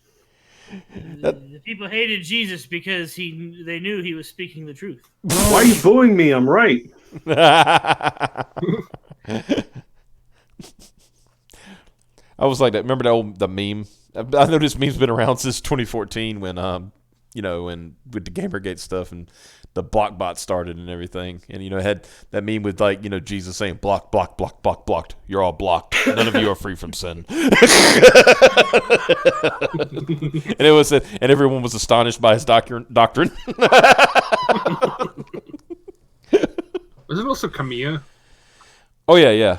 Hideki Kamiya, yeah. He block is his standard, formation. Mm-hmm. Let's see what we got here. A Soldier's Heart was one early name. Soldier's Heart was an early name for PTSD. Oh, no ads. You need a USB-in, and it cannot be considered a serial. Oh, okay, I get what you're saying. I got the comic before he changed. I don't know what he's talking about. A lot of crazy shit happened in World War One. A lot of weird media came out of World War One as a result. This is a movie I saw a long time ago about World War One, where they're trying to get these guys to charge over go up out of the trenches and charge the line to get to the German wire, and they couldn't do it. And at one point, their commander got killed, so nobody left because there was no one to give them orders. And so they were ordered to shell their own men to get them out of the trenches.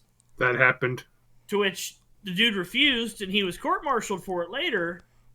The dude gave the order himself to shell their own line to get them out of the trenches.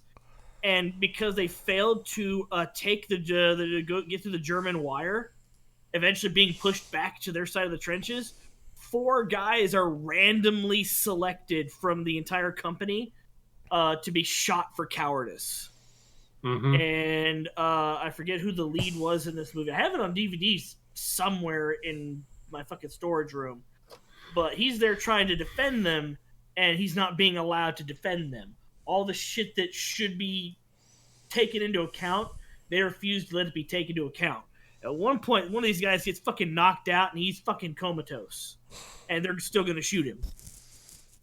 So, I just, for getting off that topic for a little bit, I not intentionally, but I was really curious on how many books Mags Visaggio has actually worked on.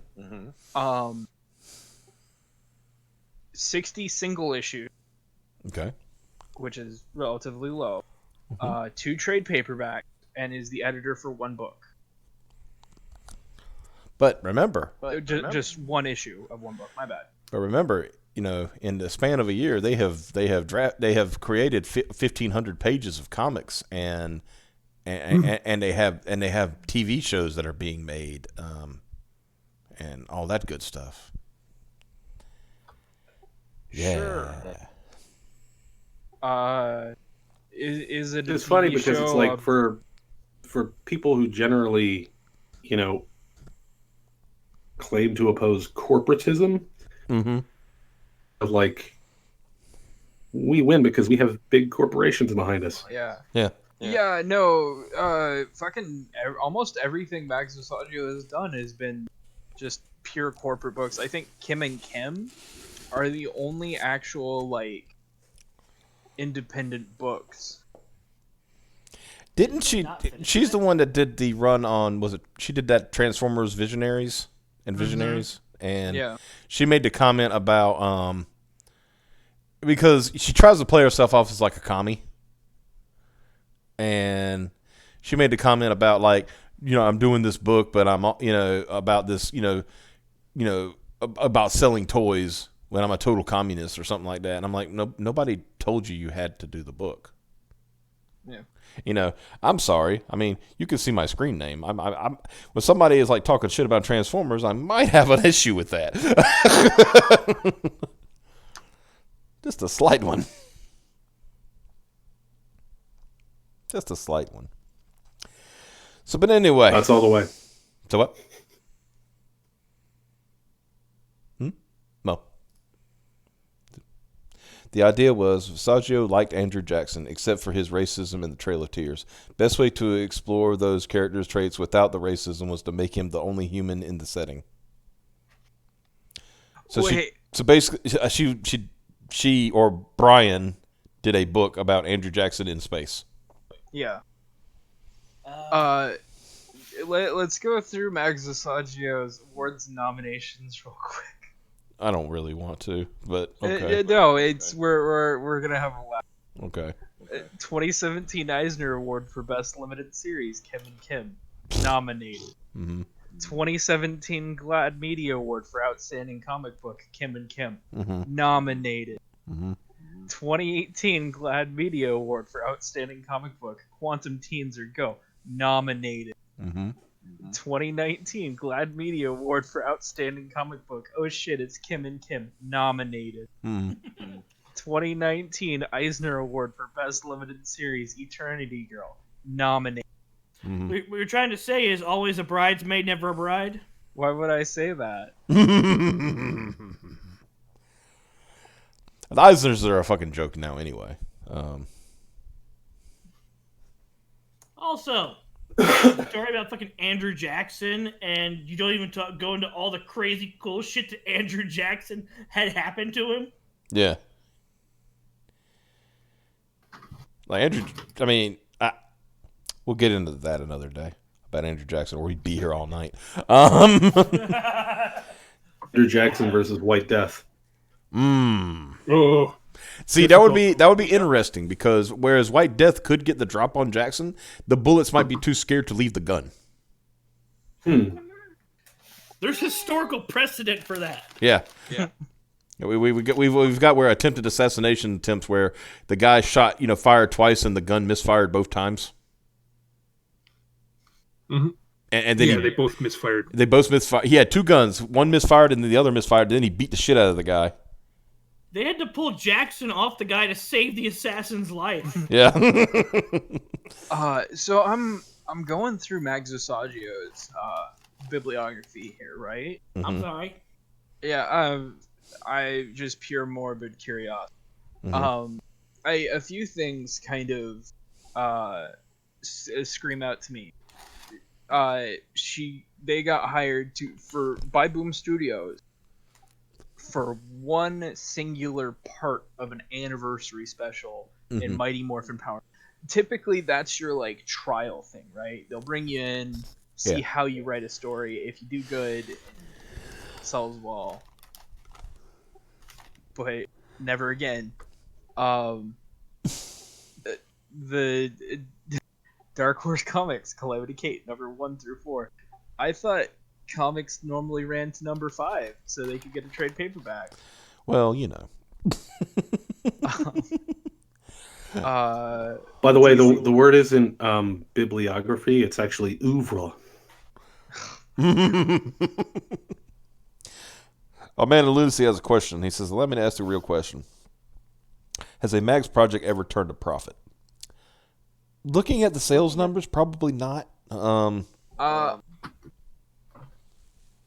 I think Kim and Kim did. Technically, mainly because like it's a shit book produced on shit paper. I don't think so. I think Zach did he did a numbers on it. He looked up the Comic-Con numbers on it, and it shipped like 700 copies.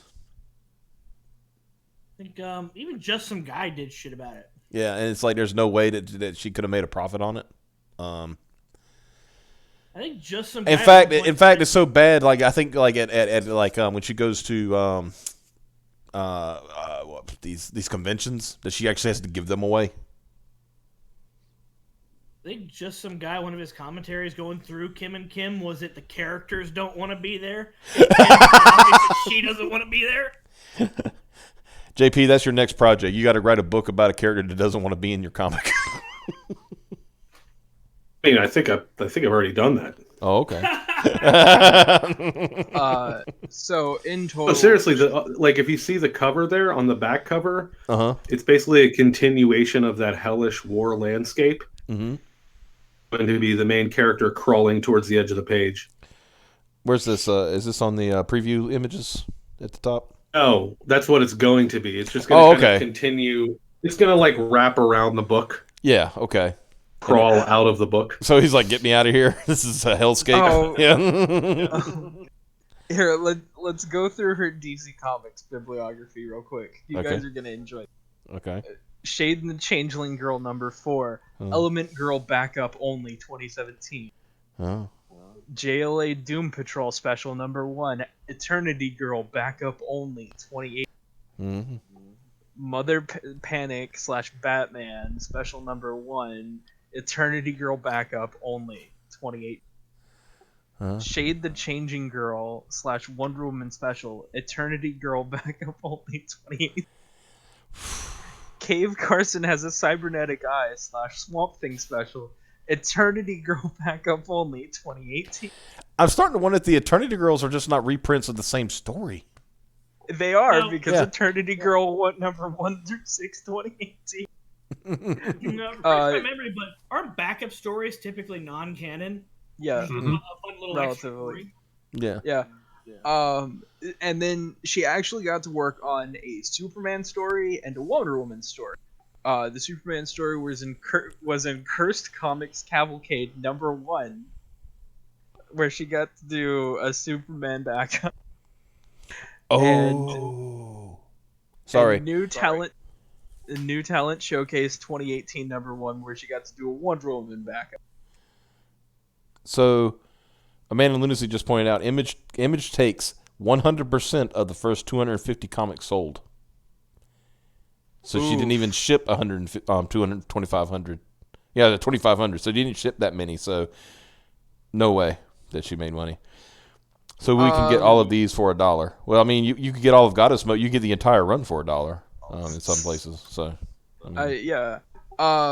You might get it for free if you're willing to take it off their hands. But the bibliography says Kim and Kim, actually most of Mags Visagio's are published under something called Black Mask Studios. That's still under Image. But I'm wondering, is it the exact same? Or Yes. Yes. If they publish it, then that's the publishing agreement you have with Image. That's how it works. Okay. It's basically, you want a runaway hit if you're going to publish with Image.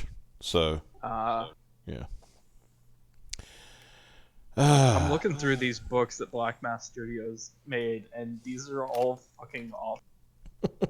She's a pretty good communist if you think about it. She's doing all this hard work and not a profit to be had. Yeah, some people hate prophets, but you know who doesn't hate prophets? That's JP here, and I think he wants to make some money. And I think everybody who comes and watches this show later needs to back this book. What do you think? Yeah, it's a rad looking book. Yeah. Tell you what, man, you got my money. Gotta wait till payday. Yeah. Be sure to put that on a bookmark, Xavier, so you remember to get it. I'll remember. Don't forget. You're drunk right now. I don't want you to forget. That's what. I have never been so drunk that I forgot what I did the next day. It's my curse and of my Irish and Scottish heritage. And Russian. You did admit to some Russian. Just saying. And I don't ever get to use "I was drunk" as an excuse. It is my gift, my curse. I'm gonna be right back. I'm Spider-Man. gonna make some carnitas taco. half of the show is gone. We got Raptro went to go make tacos. JP just said he has to go throw something in the oven, so we're just. Oh Lord! Hey, can I get some of them carnitas? They sound pretty fucking killer right now. I really do have to. I got to go to the bathroom, but I don't want to. I don't want any dead air, so you and Mike have to like. I got this. I would say you and Mike need to go for a minute. Okay. All right, I'll be right back. All right. Well, Talk about Diggaruda. Oh, you know what we do every fortnight roughly, is talk about isekai, and we could probably argue that World War I is probably the worst isekai that has ever been ever occurred, because it shipped all these men out to the shipped up out to another world in which they were filled with nothing but suffering. What's really fucked up is based on the propaganda, motherfuckers were chomping on the bit to go. At least from the American side, they wanted to go, and then they got there. It's like, this sucks. Why are we doing this again?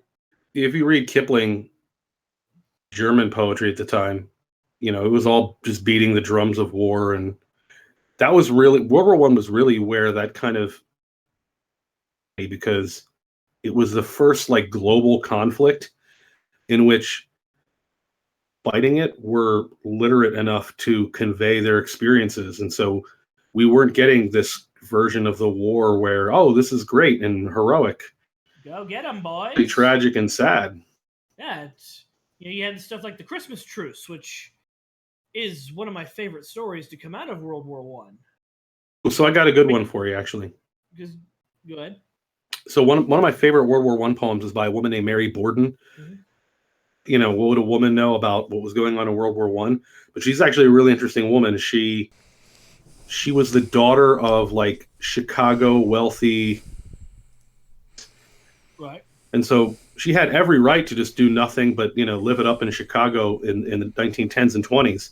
But when she went to France and she saw what was going on there, she immediately threw herself in and her family's fortune into medical training, and she opened up a hospital on the battlefield that was closer than any other, like closer than the Red Cross was willing to go. And she stayed there and she worked and she healed. And some of her writing was just like incredible. Mm-hmm. This is actually kind of a nod to her. I is back. Yeah. So the Christmas Truce is one of my favorite stories because it kind of points to that part of humanity, and that it makes you believe that, you know, deep down people are inherently good. Just sometimes they're in just shit situations and they get a raw deal. Just spontaneously decide to be good again for a day. Yeah. Who let Mags Visaggio write her own Comixology bio? Oh, Jesus. Probably the same person that let Zoe Quinn write her own Wikipedia page, because you know that's a thing that probably happened. I have no proof for that or basis for that, but I believe No, I don't think she wrote her own Wikipedia page. Did she submit it to somebody who could put it up there? More than likely. Man in Lunacy says, Optimus is gone. Time to get the channel taken down. So everyone, how about those Jews? I support Israel's right to exist. And then he goes, white genocide is real. The Armenian genocide never happened. Okay, now that's just... I agree with the Young Turk. You agree with Cenk? Yeah, sure. Why not? I can't believe you agree with Chunk. I call him Chunk because he's getting to be a chunky boy. What's the name of that chick that's always doing the show with him? Anna Kasparian. Anna Kasparian. Mhm. Just remember, she's better than you. Yeah. I keep fucking up her name because there's a British rock band called Kasabian, and I keep saying like Anna Kasabian. It's probably an Which improvement. sucks because they're a really good band. Yeah. Eat a Kasabian? I gotta know, JP, what'd you put in the oven, man? What's cooking? Oh, after that topic, you're going to ask me what I put in the oven? Yeah, man. What's up, man? What's cooking? I purposely led with that. That's why I did it. What's cooking, Doc? Yeah. Because look, I don't know about if you know, but Poll tells us that the design and of the concentration camps. What I'm going to stop. No, right my oven doesn't. No, my oven doesn't have wooden doors or anything. Sticks, tater tots, and I'm gonna make a sriracha aioli. Oh, nice. Okay. Yeah. Man in Lunacy, no. So, No. a theoretical question, right? Mhm. If I had, or let's say, we'll take a random person, right? That person goes through the entirety of their college education, right? Mhm. Right. And then changes, let's say, their name and who they are completely as a person. Are they still the same person who got the degree? Good night. That's Mike's like that's Mike's answer. He's like, I'm out of here. That's a Bail good. out. Yeah. Bail out. That's a good question. Okay. Is that like the ship that's made of pieces of Other ships. until it's a different ship? That's Theseus' ship. Yeah. It's Well, it doesn't matter because Max Vassanio couldn't finish a fucking ethics and moral theology degree. Theology? Yes! They were going to college. Okay, they studied English at Virginia Commonwealth University and did graduate work in ethics and moral theology at Seton Hall before dropping out. Seton Hall. See, oh, Dude, fuck. probably got mad at their fucking their thesis on how the hero's journey is bullshit. Got an F. Yeah. Oldest and most time-tested concept in literature. The hero's journey is bullshit. It gets an F. Like, what did you think was gonna happen? Yeah. Get out of here. Get out of here, Brian. I am now a new student.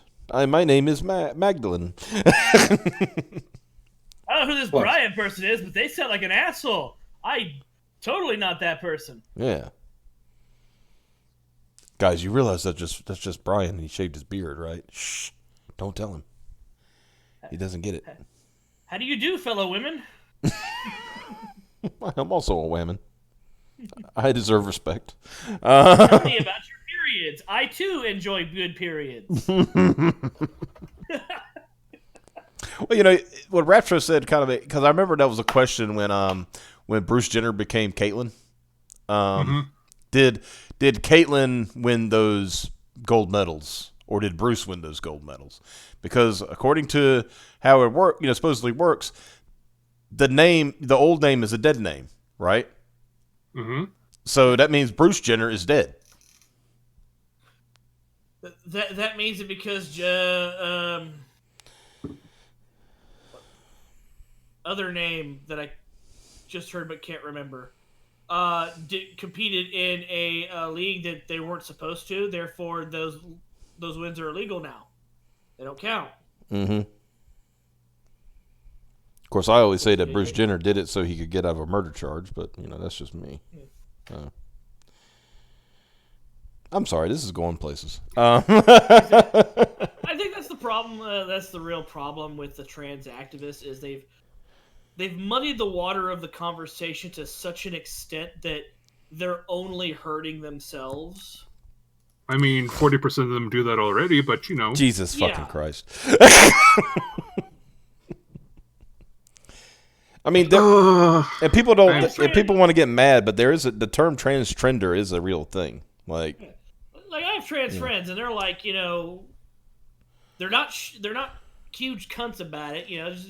They're trans. It's no big deal, and they hate the trans activist community because they make it hard to be trans in America because they're always being shits about it. Mm-hmm. I'm like, yeah, well, what can you do? What are you gonna do about it? Nothing, because then all of a sudden these people get power and they're like, they take away your trans card. Like, well, then fucking do something about it. Is that like what happened to the gay conservatives? Yes. Kinda, yeah. Okay. Did you ever hear about that, JP? No. Oh, gay. Okay. According to what was it? Was it Vice?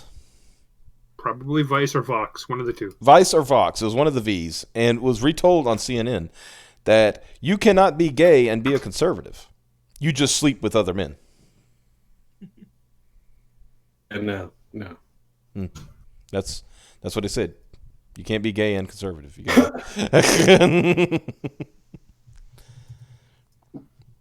just hang out. You just hang out and give your bro a blowjob. No big deal. It's not gay. As long as you say just kidding afterwards. Yeah, as long as you say just kidding, man. It's like whatever, man. It's fine. No homo, bro. Yeah, it's fine. On my prostate. Yeah. Yeah.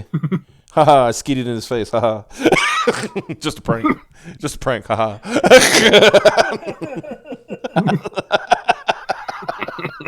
Come on, Dad. Whoa.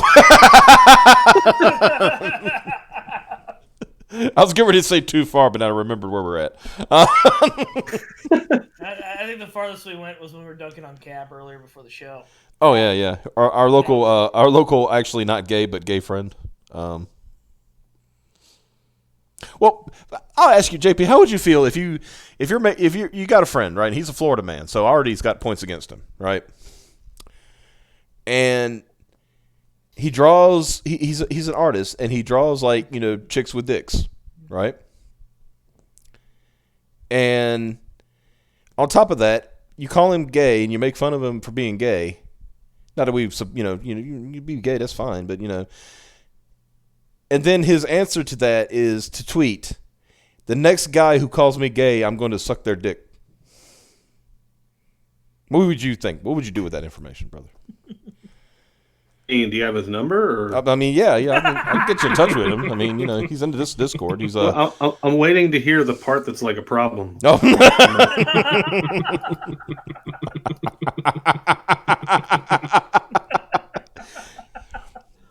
That's about like last night. I'm gonna tell the story again because I still find it funny. I was watching War Campaign 2 nights ago, and Roe was talking about how I think it said his daughter was reading Bigfoot Bill again, right? And she likes the story.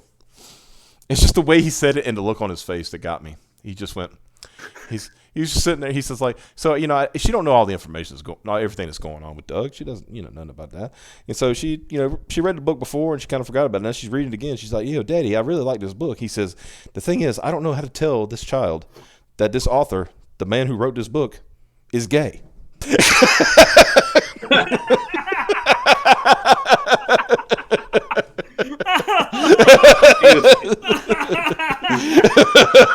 Right there on the page. Yeah.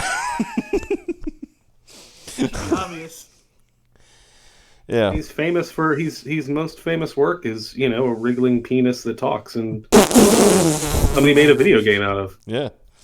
Very successful video game. Made two two of them. Well, there was a third one, but we don't want to talk about the Earthworm Jim 3D. Wait, what game? I was getting more talk. Earthworm Jim. I thought 2 only came out on the Genesis. Oh, it came out on both. I thought there was only one SNES. No, they both. 1 and 2 came out on SNES and Genesis. It's just that the Genesis one just seemed better made, for both versions. One of the few times. Yeah. Doug Tenaple, if you're fucking listening in, where's my fucking pager? I fucking bought Earthworm Jim 3D. Never got that shit. Hit me up. Okay, that has to be the weirdest complaint. What's the number for your portable phone? I'm not doxing myself. I'm not that high.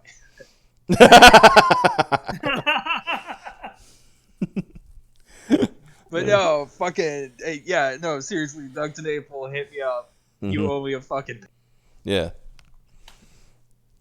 Even if it's Rockstar's publishing, what? Fucking. I think they're making a new Earthworm Jim game. It's going to be on that like weird Intellivision thing that they're making. Yeah. Oh, Be a pretty funny first-person shooter. I can't wait for another fucking paperweight. Yeah, I think it's going to be like one of the like kind of like an Ouya style thing. Oh yeah. Yeah. Man, I fucking picked up a goddamn PlayStation Classic on Saturday, and in 10 minutes I had already like fucking put the hack on. Like totally legally owning the additional PlayStation games that I put on the PlayStation Classic, so that I could play them. But the fucking stupid Intello whatever the Tenable's on. Yeah, Amico. It's called the Intellivision Amico. Yeah. Yeah. God, it Like looks another stupid. Kickstarter. No, it's not a Kickstarter. I don't think so. I don't think they kickstarted it.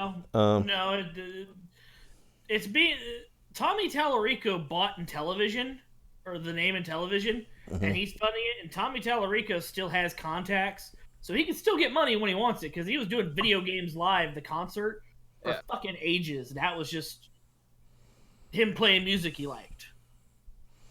It looks really weird. Yeah, don't get me wrong.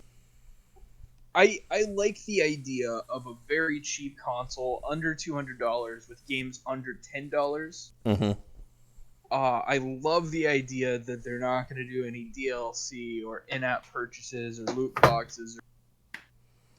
But Tommy Tallarico, fucking wait! The market is flooded. Mm-hmm. You are competing with the NES Classic, the SNES Classic, the PlayStation Classic, the Genesis Classic. Just fucking.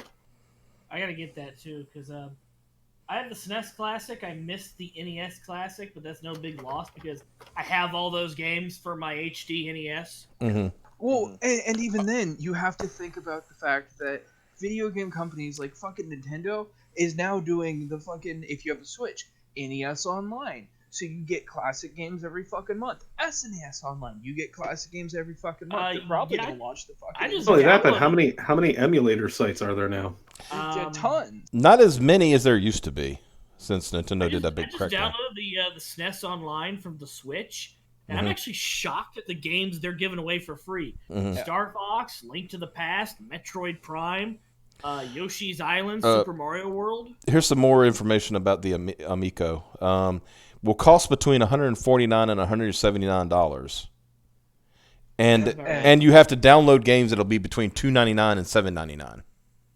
Okay, it's still like. Yeah. That's not bad. I mean, it fucking hit me up when your shit doesn't look like a Soulja Boy knockoff. It does, doesn't it? I'm looking at the picture of it now. It looks kind of ridiculous. It looks like young Draco pulled the boxes of these out of But the like, back yeah, of the the- truck that was left open. But the PlayStation Classic, how much you pay for that? Like, I heard they're going like real cheap right now. They're trying to get rid of that shit. Oh no, I picked up like the PlayStation Classic for like $10. Yeah, there you go. So for $10, you got a good you got a good basically it's like having a Raspberry Pi emulator essentially. On the Dude, bright side, you could play Persona 1 and Intelligent Cube. Yeah. Some and people some people got a version good of like dude, some people got a good N64 emulator running on that thing, man. Like Oh yeah, no, it can fit whatever the fuck I want on it. It's Yeah. actually Like, a really nice little Raspberry. Ryan Miller Art is in the chat. Hey Ryan, we got he asked, who would you put in a CG crossover fighter a la Marvel versus Capcom? See, we don't do Capcom versus Marvel. We do Ethan Van Shriver versus Ethan Van Scroll. Yeah, Methan Van Scrovels. Yeah. Like, So you have Cyberfrog versus Robot Toad. Salamandroid. You forget that his super is he can combine with Iguanatron to make a giant amphibian robot man. Yeah. Salamandroid versus Iguanatron. Nobody Do you remember- said Marvel do you remember versus Mugen? Capcom 2. Yeah, I remember Mugen. Yeah. Dude, it's still Mugen's still going on. Fucking go to Twitch TV YouTube.com/saltybet. Yeah. It's Salty hype. Bet is great. It just got new characters added to it. It doesn't matter. They take Think on either God Akuma or what's the other one that's like really strong? No, Super God Akuma just got added. They got a Super God Akuma. Yeah, it's awful. There's Last a time I new messed version- around with it, because the first thing I ever uploaded to YouTube was just simulated matches on there, and I'm trying to think, because I did like a big tournament, just had as many characters as I could. I think my final was one of the Ryus, I don't remember which one, versus Killer Whale. Oh god, fucking so talking more about Salty Bet, there was one time where like the S ranked Dio from JoJo's Bizarre Adventure, it was like the best Dio there was, went up against Killer Whale, and the odds were like 217 to 1 the killer 2117 to 1 that the Killer Whale would win. And so like 5 people bet on it, and they won millions in Salty Dio. I think it's actually one of the rotating loading screens is Dio. It's the creation of man. Oh, and Dio. Touching out to touch the. Nobunaga was another one. Mm-hmm. I think the hypest. I think Mike, you might have been there that night. We were watching it. I think the hypest match I ever saw was God Akuma versus Ronald McDonald. Yeah. I am not Ronald. He lost, but he went down fighting. It was very fucking close. Because we were all shocked. It's like, what the? Now, am I just really fucking drunk, or did you say God Akuma versus Ronald McDonald? Because Yep, that's what I I would said. believe you told me that I was just drunk. And No. I didn't. That legitimately did happen. Yes. Wow. There's also like a version of Akuma called Weed Akuma. That's also very strong. Did they ever did they ever implement good versions of Killer Instinct characters into it? I think they tried at one point, but the thing is to do that, I think they had to like make sprites because that was a problem because the SNES version looked like crap. Yeah. Because So they were you'd have- digitized pictures like Mortal Kombat. Yeah. Even those look, like the digitized like Mortal Kombat ones they try to use look like garbage too. Like, Yeah. what's the one that's always the joke? Was it the Kung Fu Man? Comes in and whoops your ass. I hate betting on Kung Fu Man. Fuck. Like, I remember one night I was watching with some other people, and we were like it's just funny how invested you get in that, right? Mm-hmm. It's like you're like, oh, I'm just gonna put it, and then you're like watching it, and you start betting, you're like, get him, come on, do it, it's like watching sports. I had no idea this existed. Now you're never gonna get the You book say it's done. on Twitch? Yes, on Twitch. It's Twitch TV/SaltyBet. Yeah. And there's also, I think, saltybet.com. You can go right to their website and it streams. It's got a player in that just streams the Twitch. Obviously, you put the creators in instead of the characters. EVS crew versus Vox Days crew. Halfway through the game, Mike and Doug switch teams. Yeah, but their supers are based on their comics. I just like the fact that Mike and Doug switch teams halfway through. And Nathan Van Scribbles is the secret character. Yeah. I like how his name keeps changing. Nathan Van Scribbles. I would like to, without discussing this prior with the rest of my colleagues, I'd like to announce an art contest for the first shirt that we're going to sell in our merch store. I would like it to be the cover of a comic book for Robot Toad and Iguanatron. Yeah. So if you guys want to submit your art to for this, we'll take designs for Robot Toad and Iguanatron, and we'll put that together to make a badass looking comic cover. Yeah. That doesn't exist. Yeah. And it'll go on a shirt. And it'll actually say by Nathan Van Scrabbles. It'll say by Nathan Van Scrabbles. Yeah. Then Von Scrabble. I love just the different names are coming up for him. Like, I'm not. I thought the entire time it was Nathan Van Scribbles. Nathan Van Scribbles. Stop. We're killing Edward in the chat, by the way. He's just like... He's like, oh, no.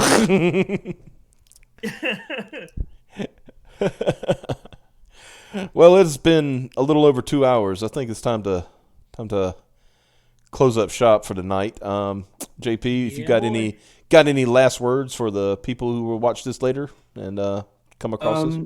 Yeah, come by, check out the book. If you like gorgeous art,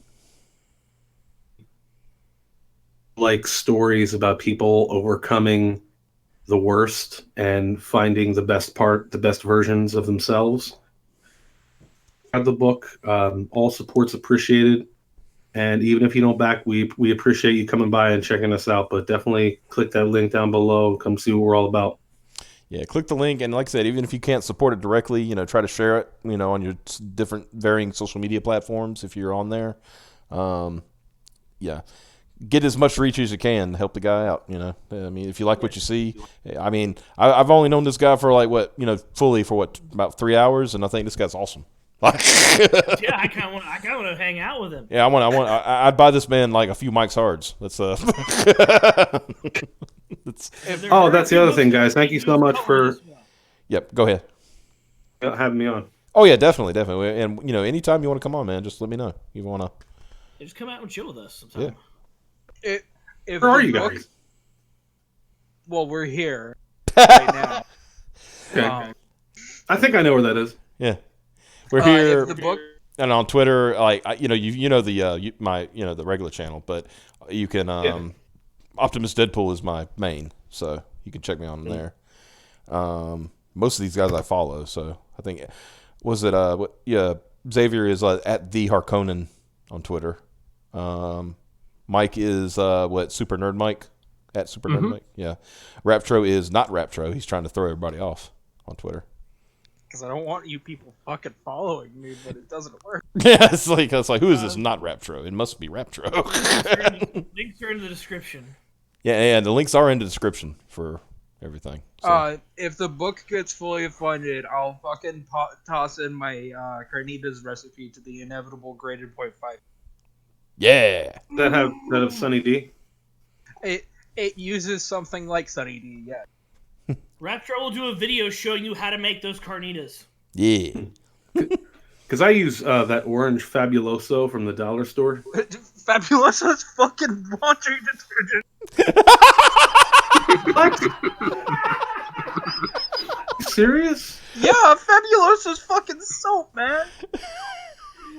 Oh no! Oh no! If you're gonna use something, use like Doritos or. At least that's why when you burp, you had these bubbles coming out. That explains everything, right? Like. And that's why I killed my family. It's the cleanest carnitas ever. Okay, before we incriminate ourselves further, I think we better go. You guys, thank you for tuning in. Tomorrow we have the creator of Road Warrior Drake on. He will be here about the same time. I lost 15 followers for calling out Mike and Edwin. Whatever. The hell with them. But yeah, y'all have a good one, and we will see y'all tomorrow night. And yeah, y'all have a good one. Bye.